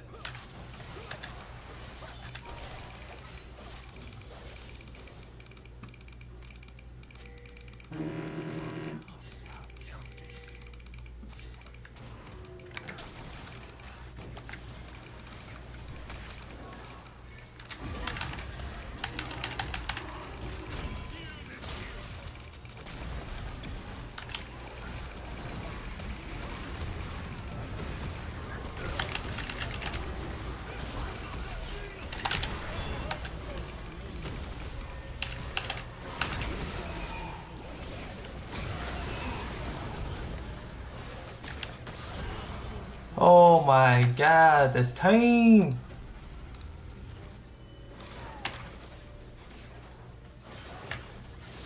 Oh, dude, this cat played that so badly too. Literally, they're distracted. Udo doesn't do anything.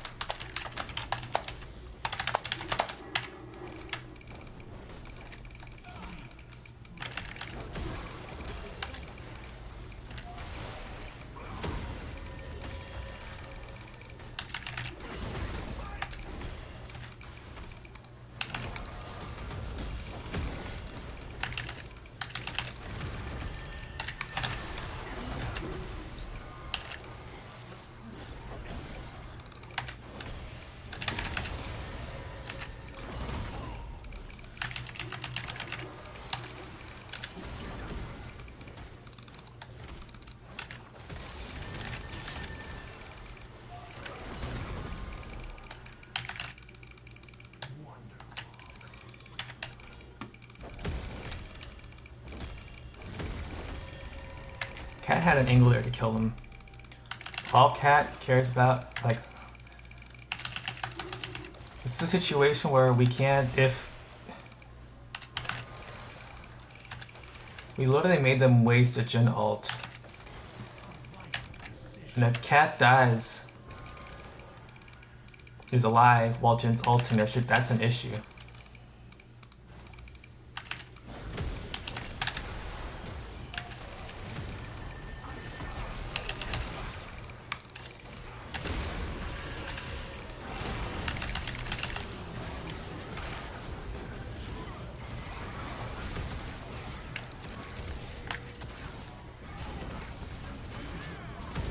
Bro, Bran just pressed the... An ally has been slain.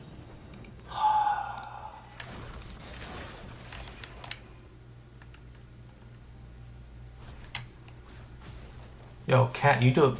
Okay, well... Your turret has been destroyed. What the hell is this build? Your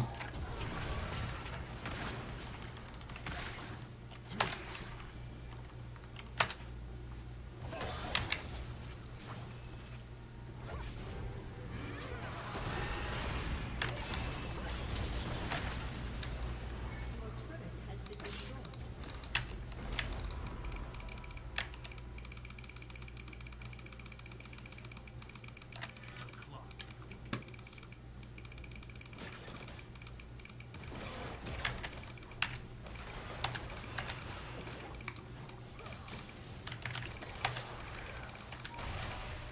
I don't know why Draven's here.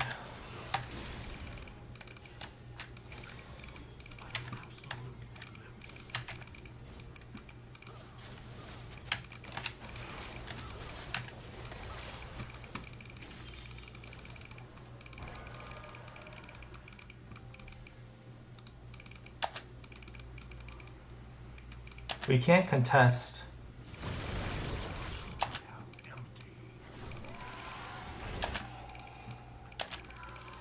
I don't.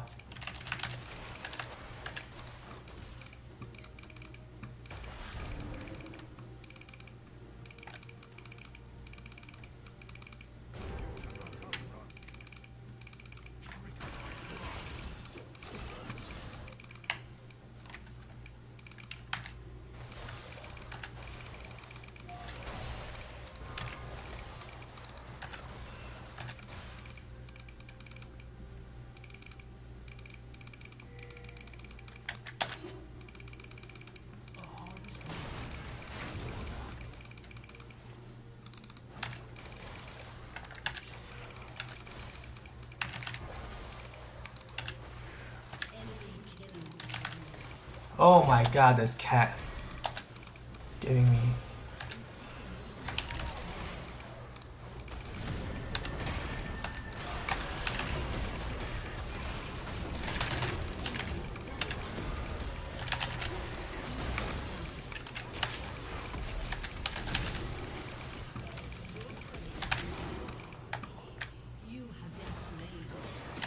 Oh my gosh, dude. This cat's gotta really pay attention. This cat's like really into the game there.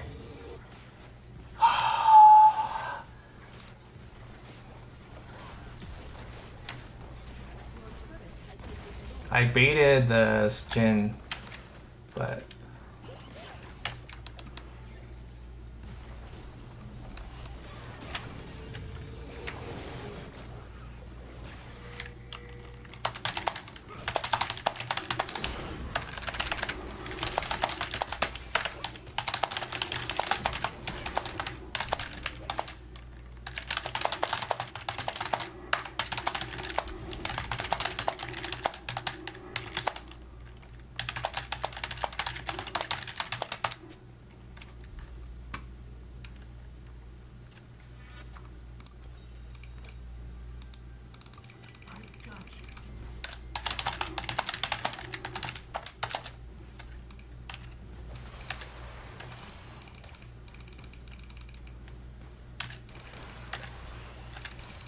An ally has been slain.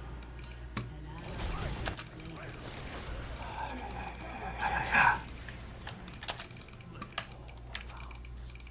Enemy triple kill. A summoner has disconnected.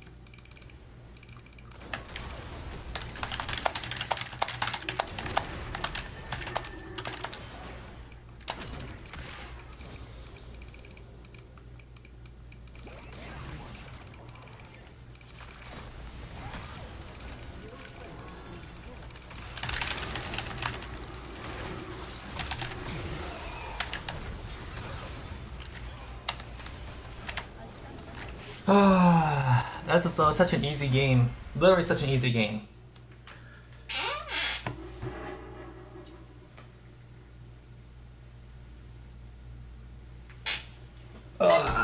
This team though.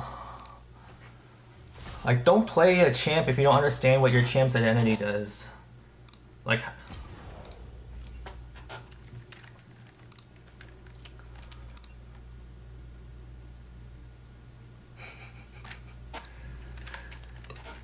y'all made mistakes. Honestly,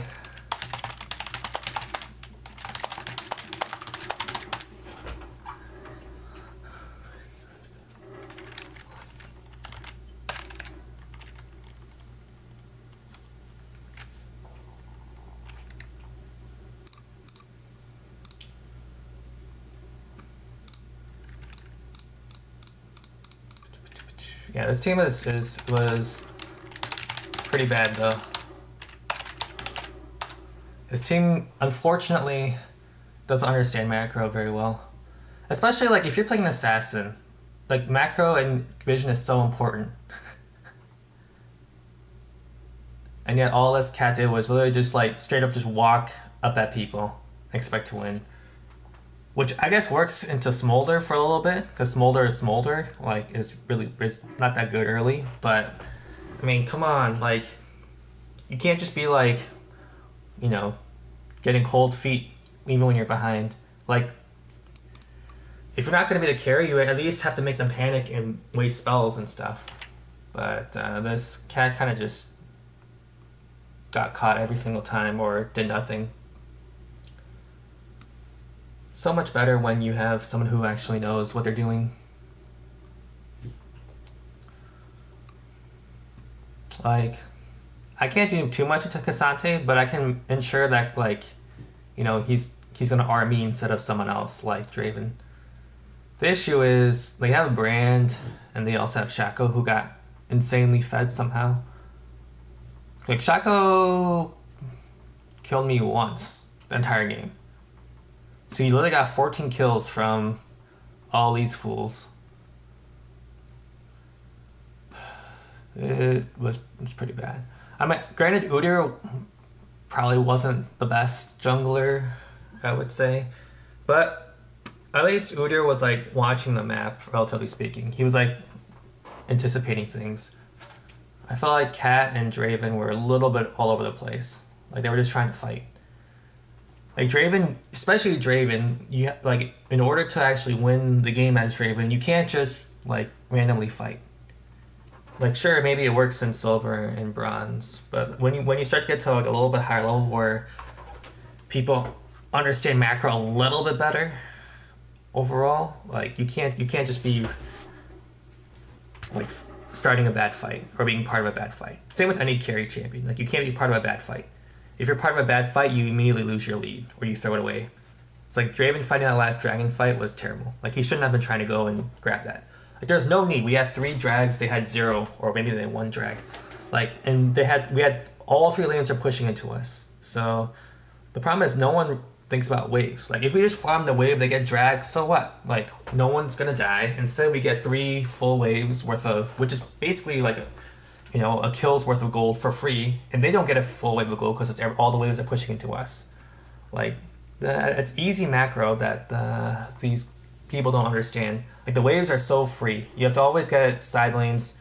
Like that part of the macro has not changed since the beginning of this game. Like you have to collect the lanes if it's a free choice.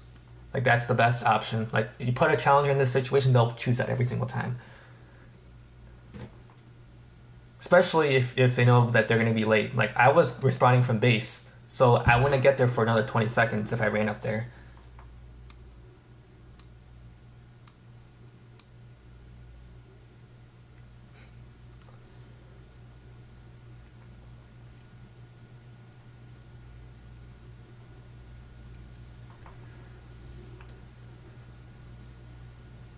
No, well, what I'm saying is, look, that fight is not going to win or lose us the game because again, I'm Vlad. I have 3 or 3.5 items, whatever. Like we clear waves pretty quick. Both you and I, we clear. Draven clears waves really quick. So if we clear the waves, it buys us a lot more time. Yeah, like ping off drag, go to the waves. If you push off the waves, it delays them from coming up. Like, yeah, Draven doesn't have the best wave clear, but you still like your Q will one shot all the whatever caster minions, right? And that's still like with W or whatever, like you still clear waves at this stage of the game pretty quick. Like every ADC clears waves pretty quick. I know you don't clear as fast as some other champions, but you have no one against in your lane, right? Who's pushing against you. So like you don't have huge wave clear, but at least it delays them. So even if your team decides to fight without you, like you weren't there, it was just Udyr, Cat, and whatever Braum who walks up there. Now if you stay back as ADC, most likely your support's gonna stay back, right? Now obviously if he gets tunnel vision, then he gets tunnel vision. It is what it is.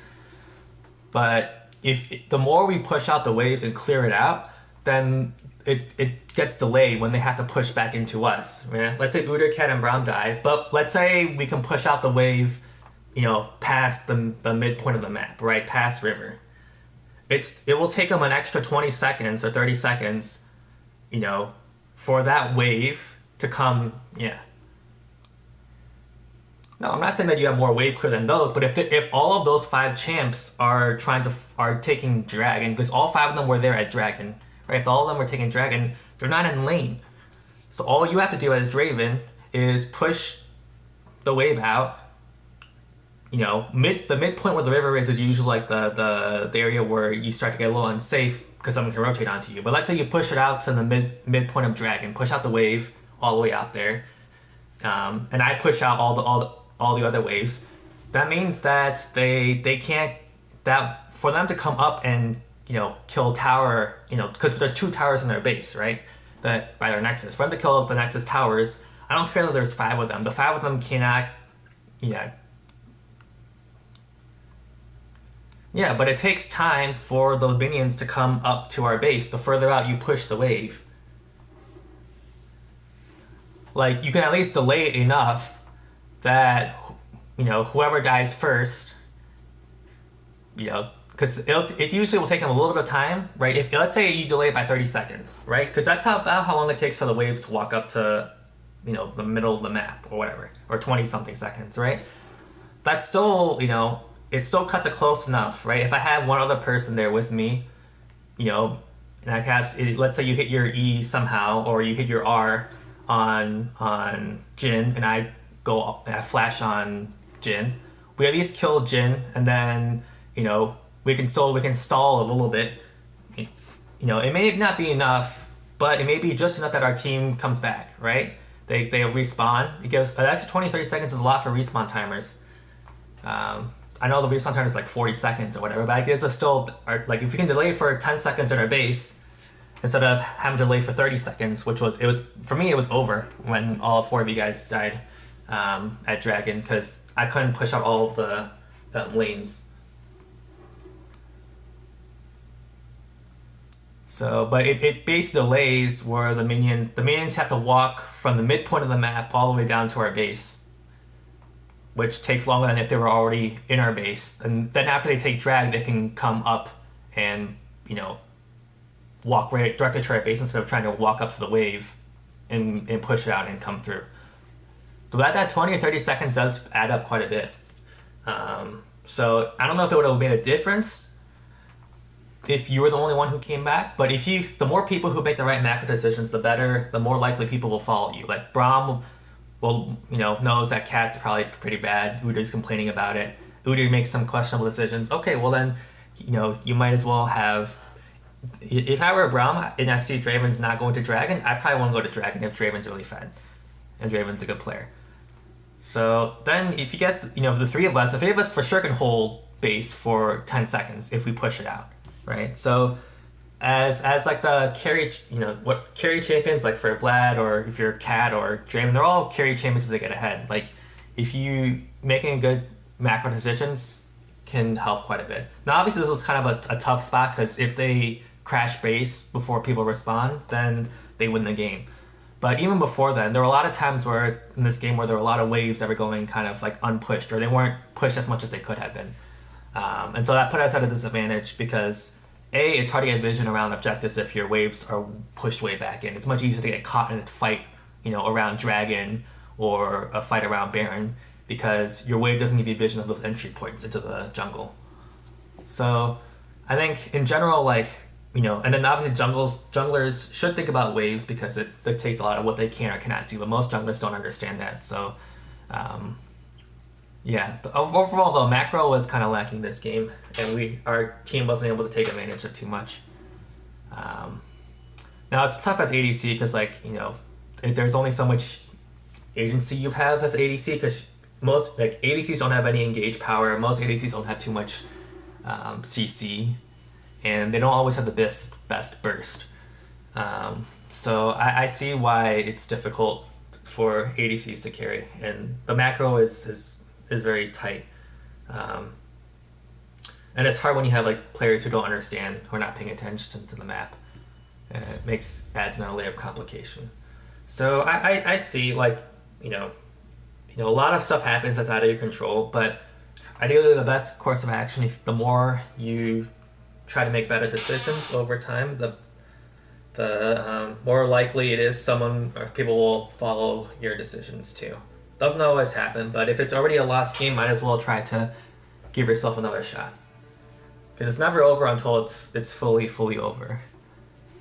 Even if you're 8 bases at 1 HP, if you can kill everyone, wipe them, and everyone has a 50-second respawn timer, or 40-second respawn timer, and you can push the wave all the way up to the front and kill their base before they can kill you, then you win the game. So, I think part of it is people don't always have an intuitive feel for the game, and I think even good players don't always know when they can end the game and when they can't, straight up. But there are certain things you can do that can ensure that you don't make a coin-flip decision when you don't have to. A lot of people kind of get caught up on kills or getting objectives more than they do about actually getting advantages that are not just straight up kills or getting objectives. And one of those big things is gold, XP, vision. Those 3 things are really important because it can deter people quite a bit and give you a much bigger advantage when you're trying to go for kills and when you're trying to go for objectives.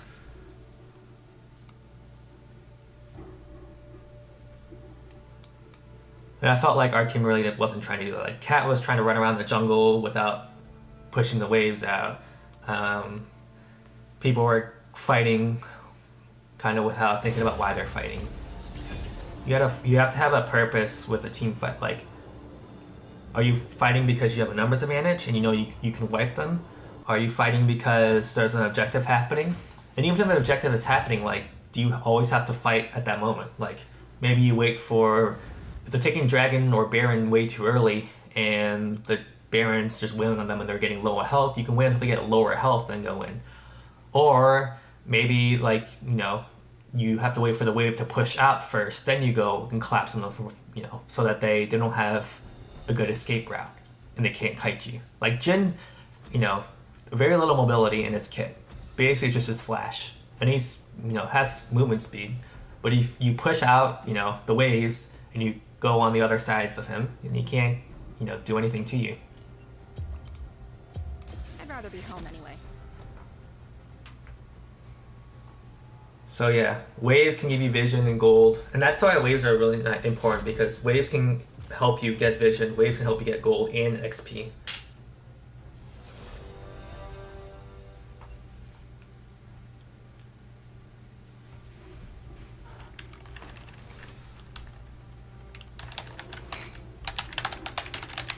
Hopefully that was helpful.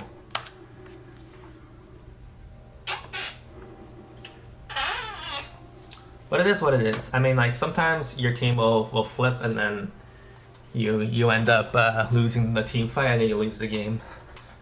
But you want to try to do whatever you can as one person in a 5-man game to influence what people do so that you're not in a terrible position. The river will run red. My goodness, what's happening in this chat? Also, Briar overtuned champ still. I don't know what Riot thought, like trying to allow Briar to go over walls. I understand that like they took off some power from Briar's kit, but Briar being able to cross walls is actually pretty OP. Oh, it's a Fiora. Interesting. So the nice thing with this setup is if Fiora misplays, you can actually punish Fiora. But it kind of depends. So hopefully this Fiora isn't the most familiar with the Vlad matchup. Fiora is definitely still stronger. Like, Fiora, definitely one of the best level 1 champs. Has a lot of mobility, a lot of slows. But if the Fiora doesn't play well, then we can get a leg up. The issue with Fiora is that Fiora scales so hard that once she hits level 16, we can't really fight her unless she like misplays. Because her R just does so much damage. Level 16 R, like even if you're Fiora and you're down by 2 levels of your opponent's like level 18, if you do the flash combo, the E flash combo where you can hit your 4 vitals in like a second normally, and if you don't, you can do it, like if you do it really quick, you can do it even in like 0.5 seconds. You just delete anyone you press R on. That's Fiora.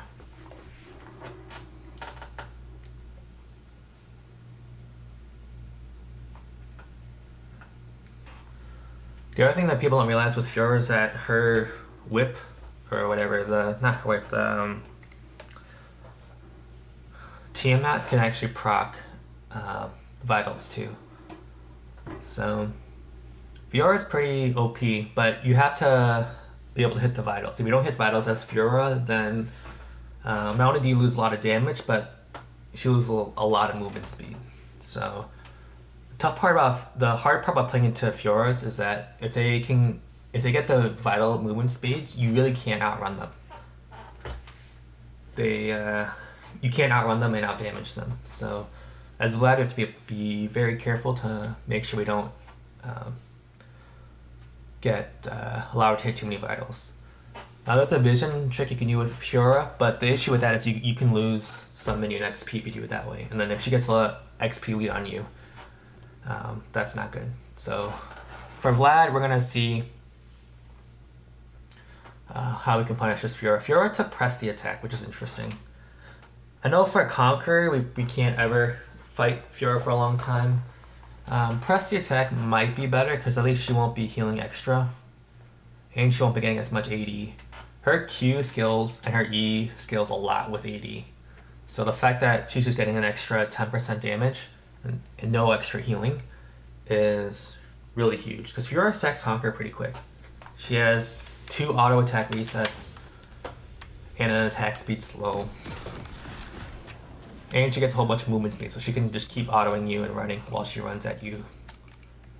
And so I think that Conqueror is by far the best rune for Fiora. I don't think press the attack is as good. Especially since I'm not a okay, I'm squishy early, but once I get some AP, I get a lot of health. I think Fiora might try to cheese me in this bush. A lot of when you're playing ranged champions, you gotta make sure you don't get cheesed, otherwise you can get zoned off.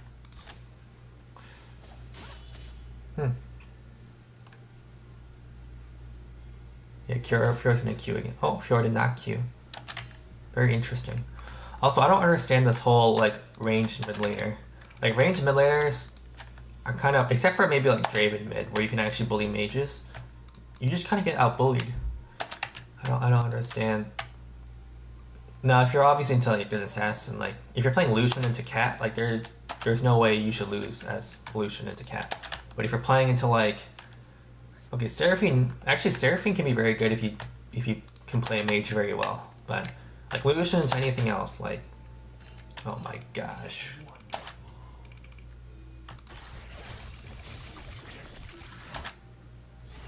Yeah.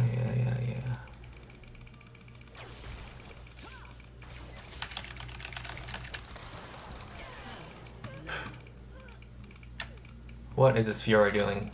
I don't understand. Yeah, I don't lose any XP at all.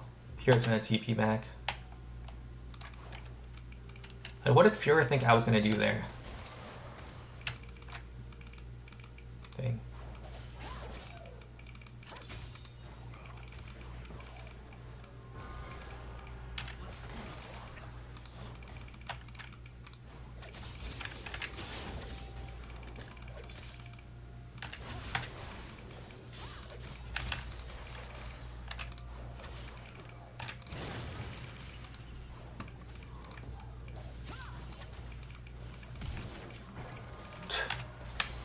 Bruh, this Fiora. What is this Fiora doing?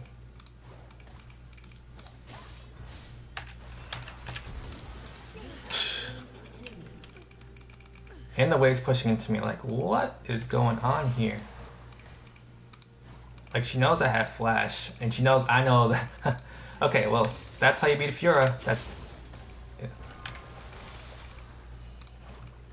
Oh no, I autoed the wrong minion. Okay, I'm gonna let this cannon die.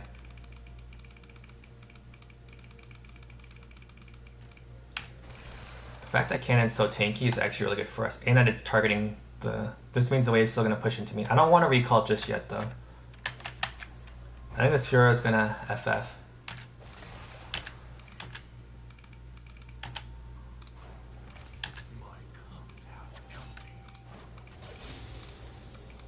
Oh no, I didn't auto the minion.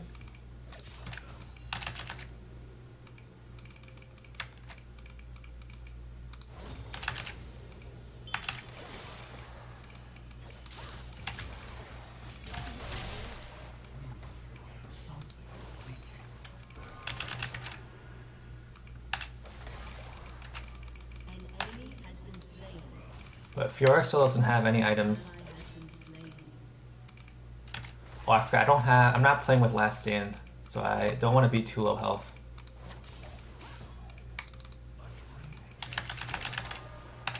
Oh, how is she faster than me? She's a full level down, and she's still faster than me. It's kind of sad.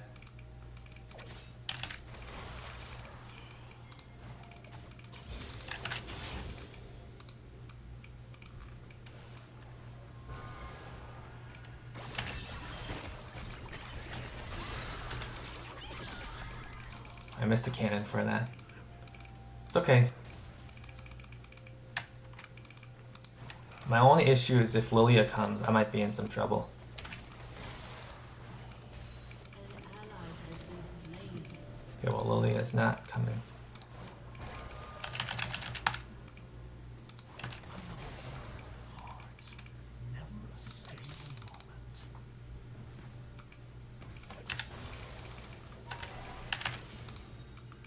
What? Wait, what was I autoing? What?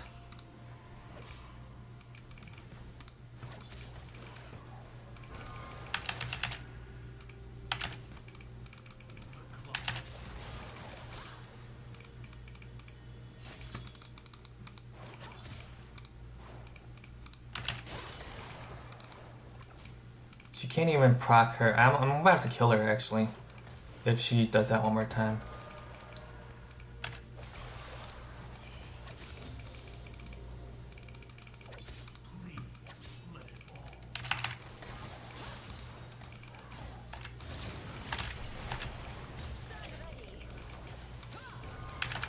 Yep, she's dead. Alright, I'm gonna leave this here. That's what he's pushing into me.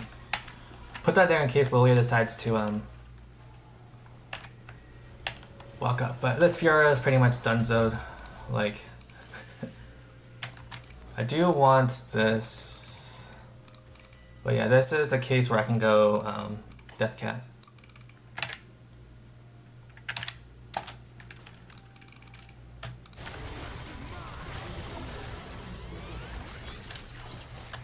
The other thing about press to attack is that Fiora has to auto me or auto QE me. The issue is she can't ever get that auto off without queuing me first, so she has to auto.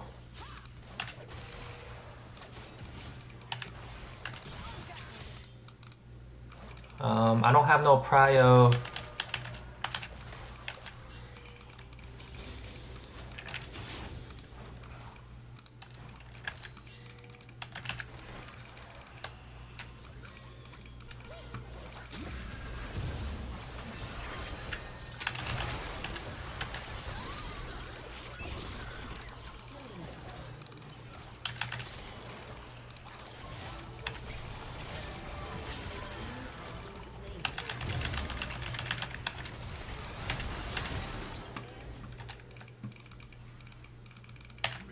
I got an R on both of them though, which was huge.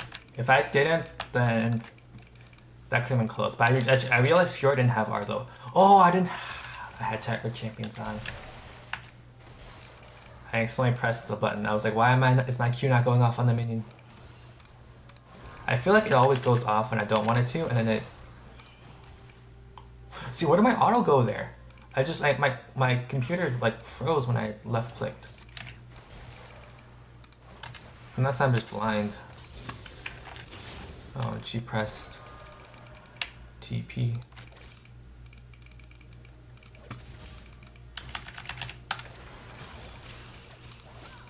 Yeah. Fiora not a happy camper. She doesn't have boots either. I'm just going to auto her every time she walks up.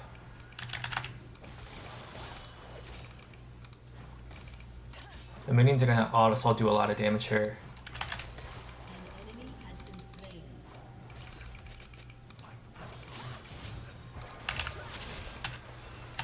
Oh, she used her parry on my powered Q.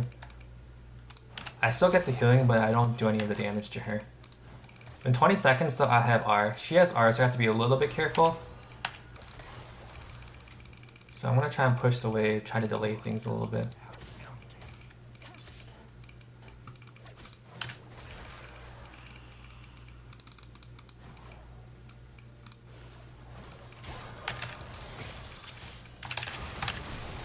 Yeah, she's dead. See you later. Rampage.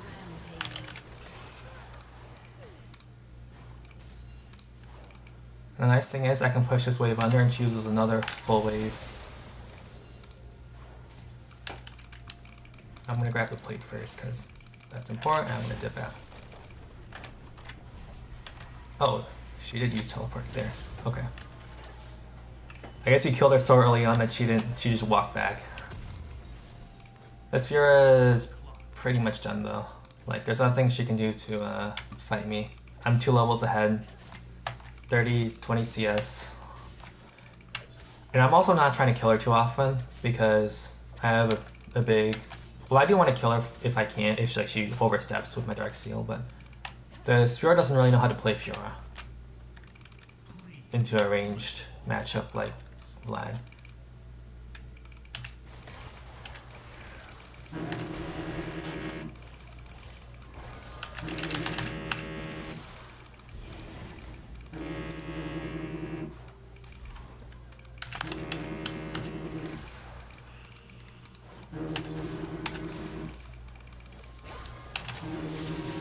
Oh.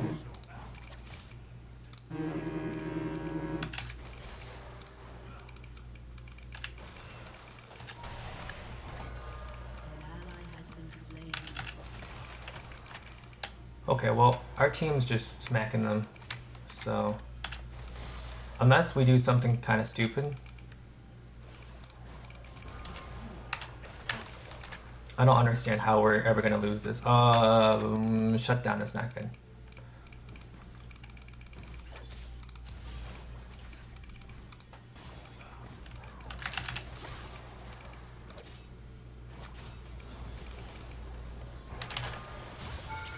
Oh, she mistimed it. Yeah.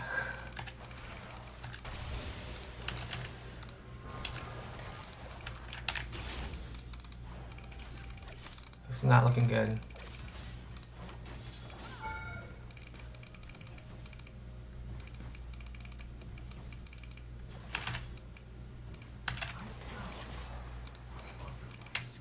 I'm just trying to milk my CS lead though. The further ahead I am, the less CS she can contest.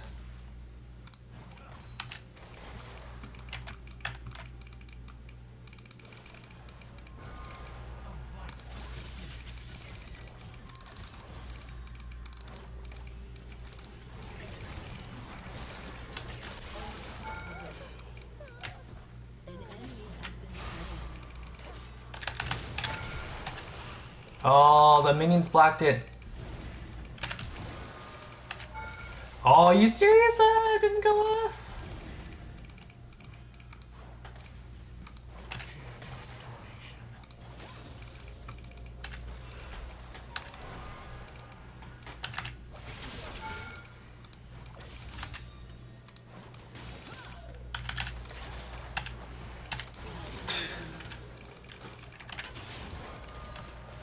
She thought she had a chance, but she already wasted her R.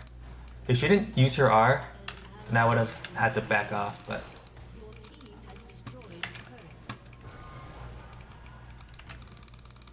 Because she did, it's over. It's over. I think they're gonna FF.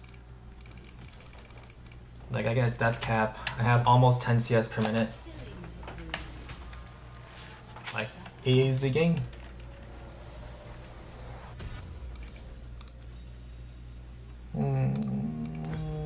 What do I get here? Honestly, I'm gonna do this just so I get more AP. Oh no, Briar, what are you doing? No, you're gonna int for this. Okay, well, actually that's not bad. You into Lulu. Lulu doesn't. Well, actually, Lulu with items is still kind of annoying, but it's better than getting into Smolder.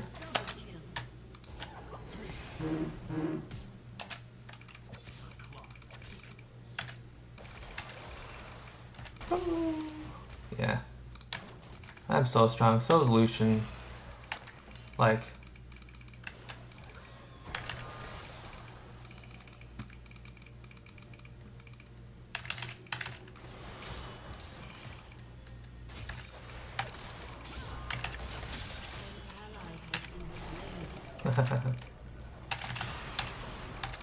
Yeah, you're dead.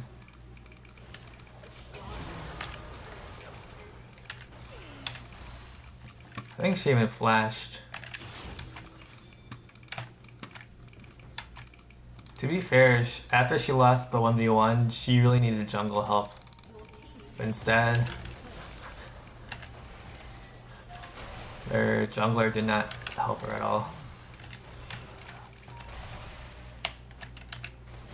Top lane's kind of funny. Like, there are certain champs that like need to be even or ahead. And then there are some champs where they just kind of.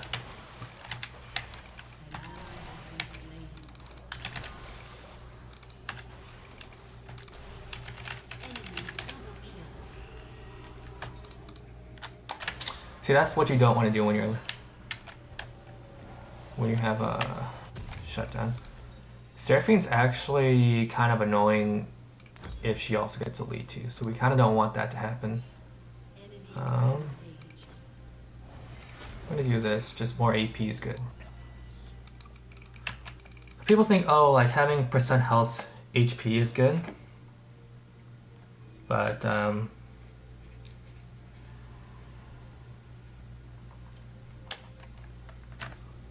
oh no, please don't flip it, you're outnumbered.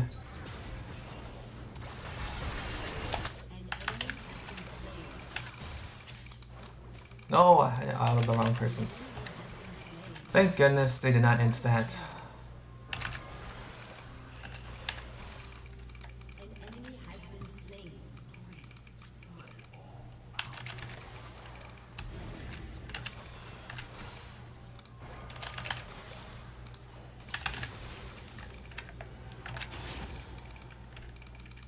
Although R does more damage now, it's like an extra 100 damage.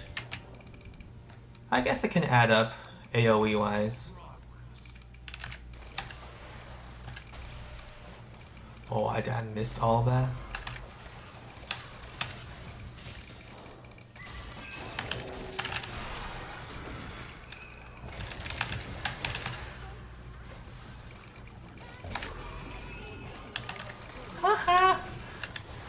Dude, that R though was pretty clutch though, I gotta say.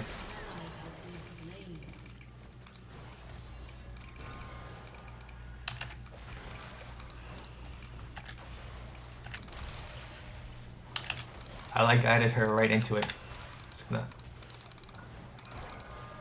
high level mind control. Okay, bye. Should probably head out because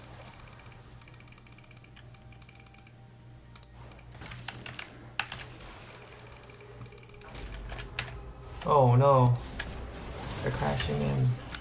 Oh dang, Smolder is stacking up a bit. Okay, so we can't let that happen. Oh shoot, I'm 100 gold short. Dang it, I should have stayed one more way, would have been perfect. Nothing though. Oh, wait, double auto pin! Oh. Okay. Cool beans.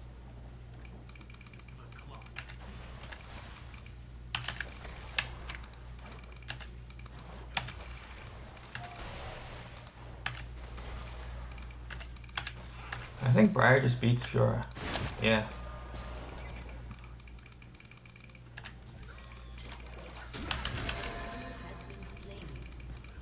Okay, well, Fiora.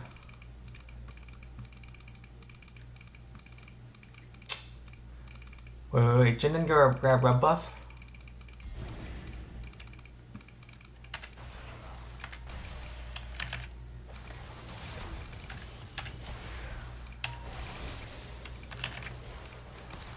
Yep.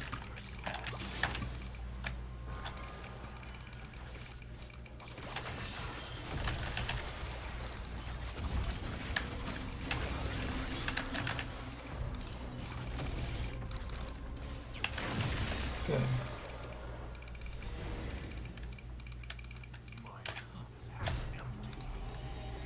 No, I could also grab the next one, but I am gonna try and see. I don't. Oh my gosh, this Briar is just tearing through people.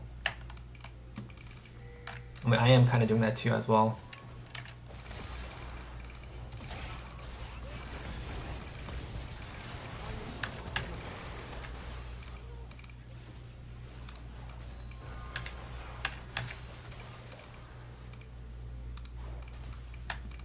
My R and all my abilities are gonna do so much damage though. Alright, well, I think even Jin should be fine into Fiora. Or 0-5 Jin. Because Fiora has the wrong items. She doesn't have Strike Breaker, so Jin can just run away. Yeah. Wait, come on, come on. Assist, assist. Lucian, don't wait for the... Okay, well. Dominating. An enemy has been slain. Double kill.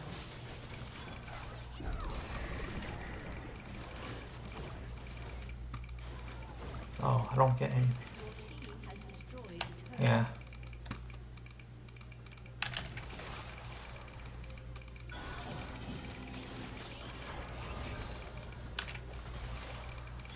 Your team has destroyed a turret.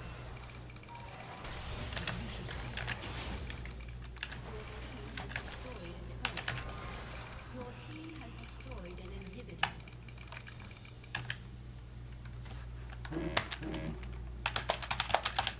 Shut down.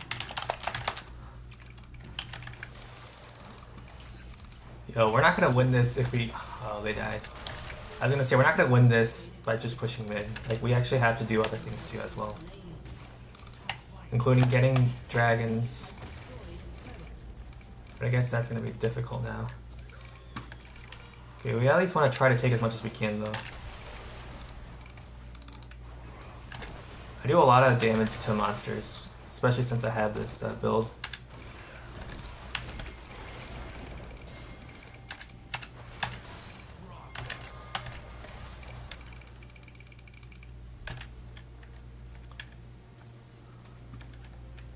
Fiora's just top. Okay, Fiora can TP, but they're not starting it. I think they have to. They have to clear out the waves. Oh, they do this.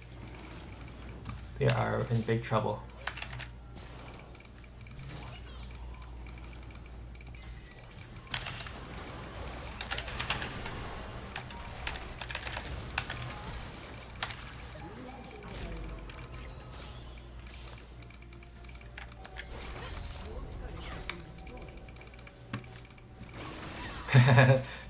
Lilia flashed too, and she couldn't even do anything about it.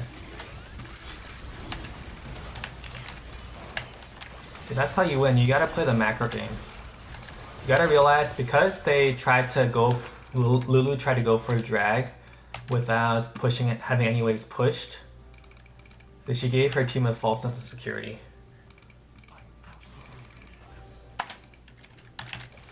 This might be a bit rushed though. Lilia's respawning soon.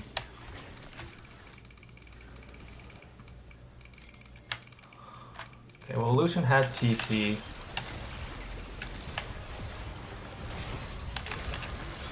We don't do this that fast though. Wait, what's Jin doing? Oh my goodness, what the heck? People are gonna... Oh wait. Lucian's fighting them. Okay, never mind. They can't contest. We are 2 ahead.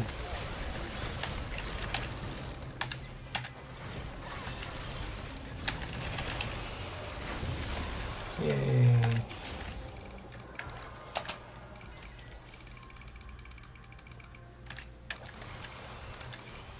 Wait, please don't... Okay. Well, Lily inted so hard there. Killing spree. And Fiora is too far behind, so yeah.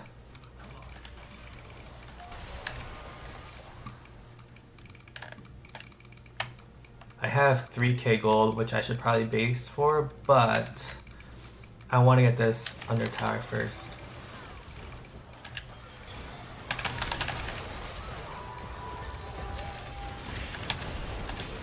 Aw. Okay, well good. I wanted to get Smolder's sums, because what that does is allows us to push things in real far.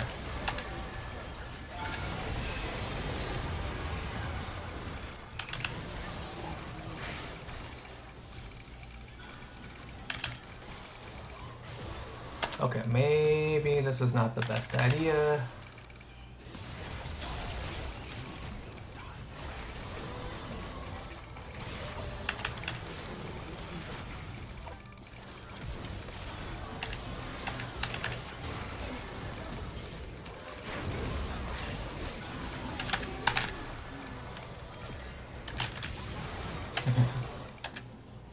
That's okay, there's nothing they can get though. Like all of our towers are up. It doesn't matter if we died here.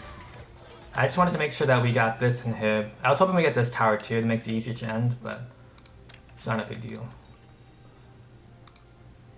That's why it's good to die when you have the waves on your side. Like, you have to push this, you have to push this tower. They do get some shutdowns and stuff. I have a big shutdown, but I mean I gave it to Fiora and Fiora is just inting it up, so. Okay, wait, you gotta chill a little bit. Right. Get the Lulu, man. Lulu. If you hit the Lulu, you would have killed Fiora.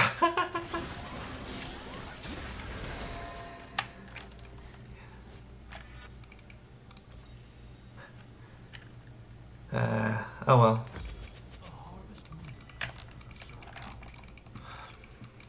An enemy has been slain. Wait, hold on. What did they just do? They just did what I thought they did. I mean, we just gotta chill. Let the minions push in the base.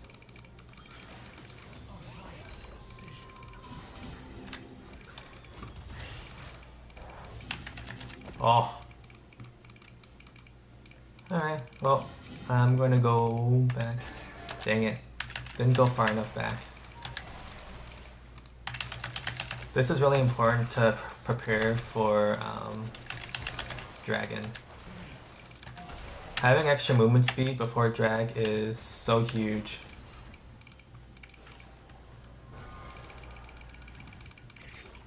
And then grabbing waves. Waves are very important.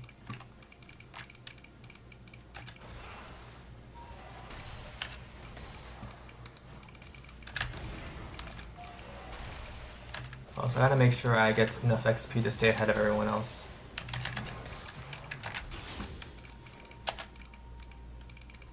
I probably should base, but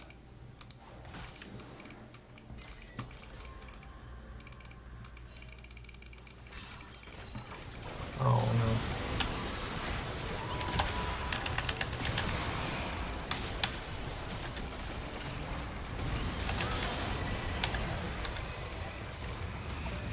Whoa, that's a lot of damage from.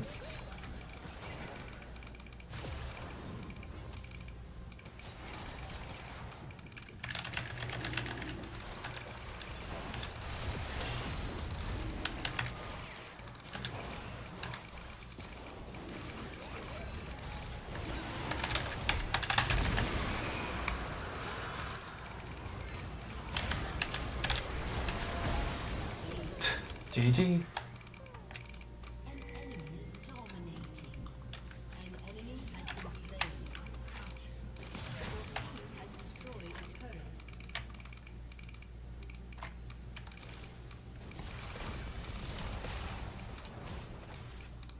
Your team has destroyed an inhibitor.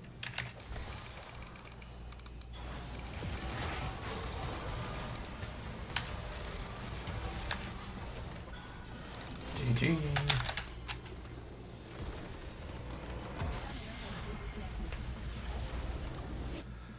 Alright. Well.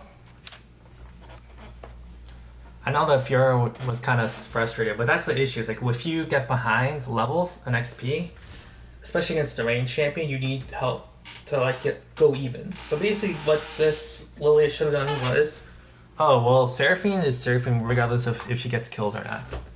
I would say like Seraphine's not going to carry even if she has a whole bunch of kills. Their bot lane,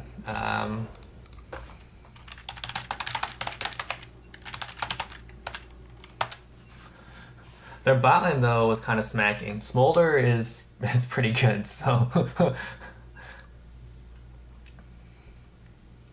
yeah, I think in this case it should have been pretty easy to see that if you're a jungler, you need to come and shut down the Vlad before, put him behind. If he dies and you get a wave shove, then he loses a wave of XP and gold, which is how Vlad scales. Vlad doesn't scale too much off kills unless you keep feeding her kills. The way of Fiora should have played it is once Fiora hits 6, she should have tried to have Lilia gank once Lily hits 6 too, and they both have R's. If they both have R's, they can probably kill me.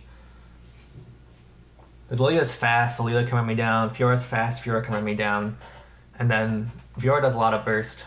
So even if with my W slows and makes me invulnerable, they still can get their R's and abilities off. But Lilia never came top for some reason. She was trying to help bot or trying to help, mid. But if I were Lilia, I would have gone for top.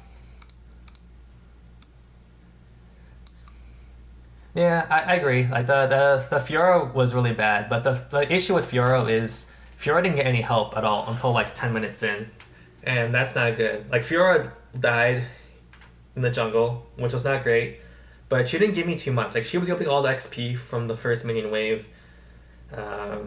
She tried to go and kill me, but she wasted her summoner spell. She misplayed the 1v1, which is fine. Fiora usually wins most 1v1s, but she took too much minion aggro, and that's what really killed her. She tried to fight me in my wave way too long. And then she got no help from Lilia at all.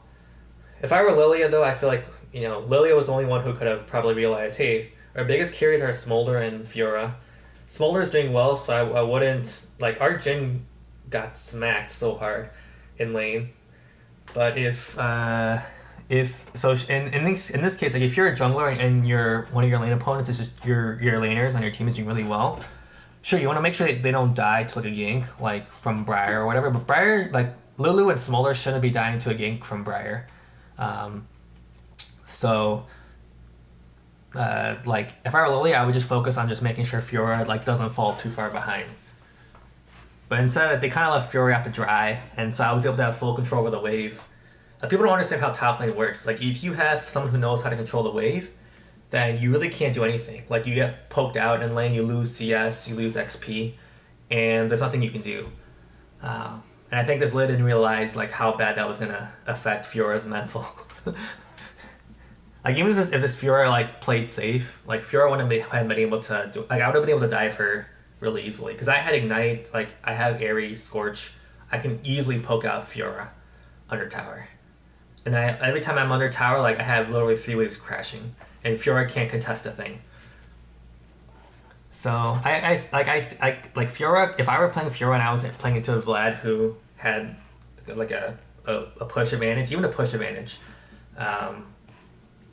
like you have to be like very good Fiora player,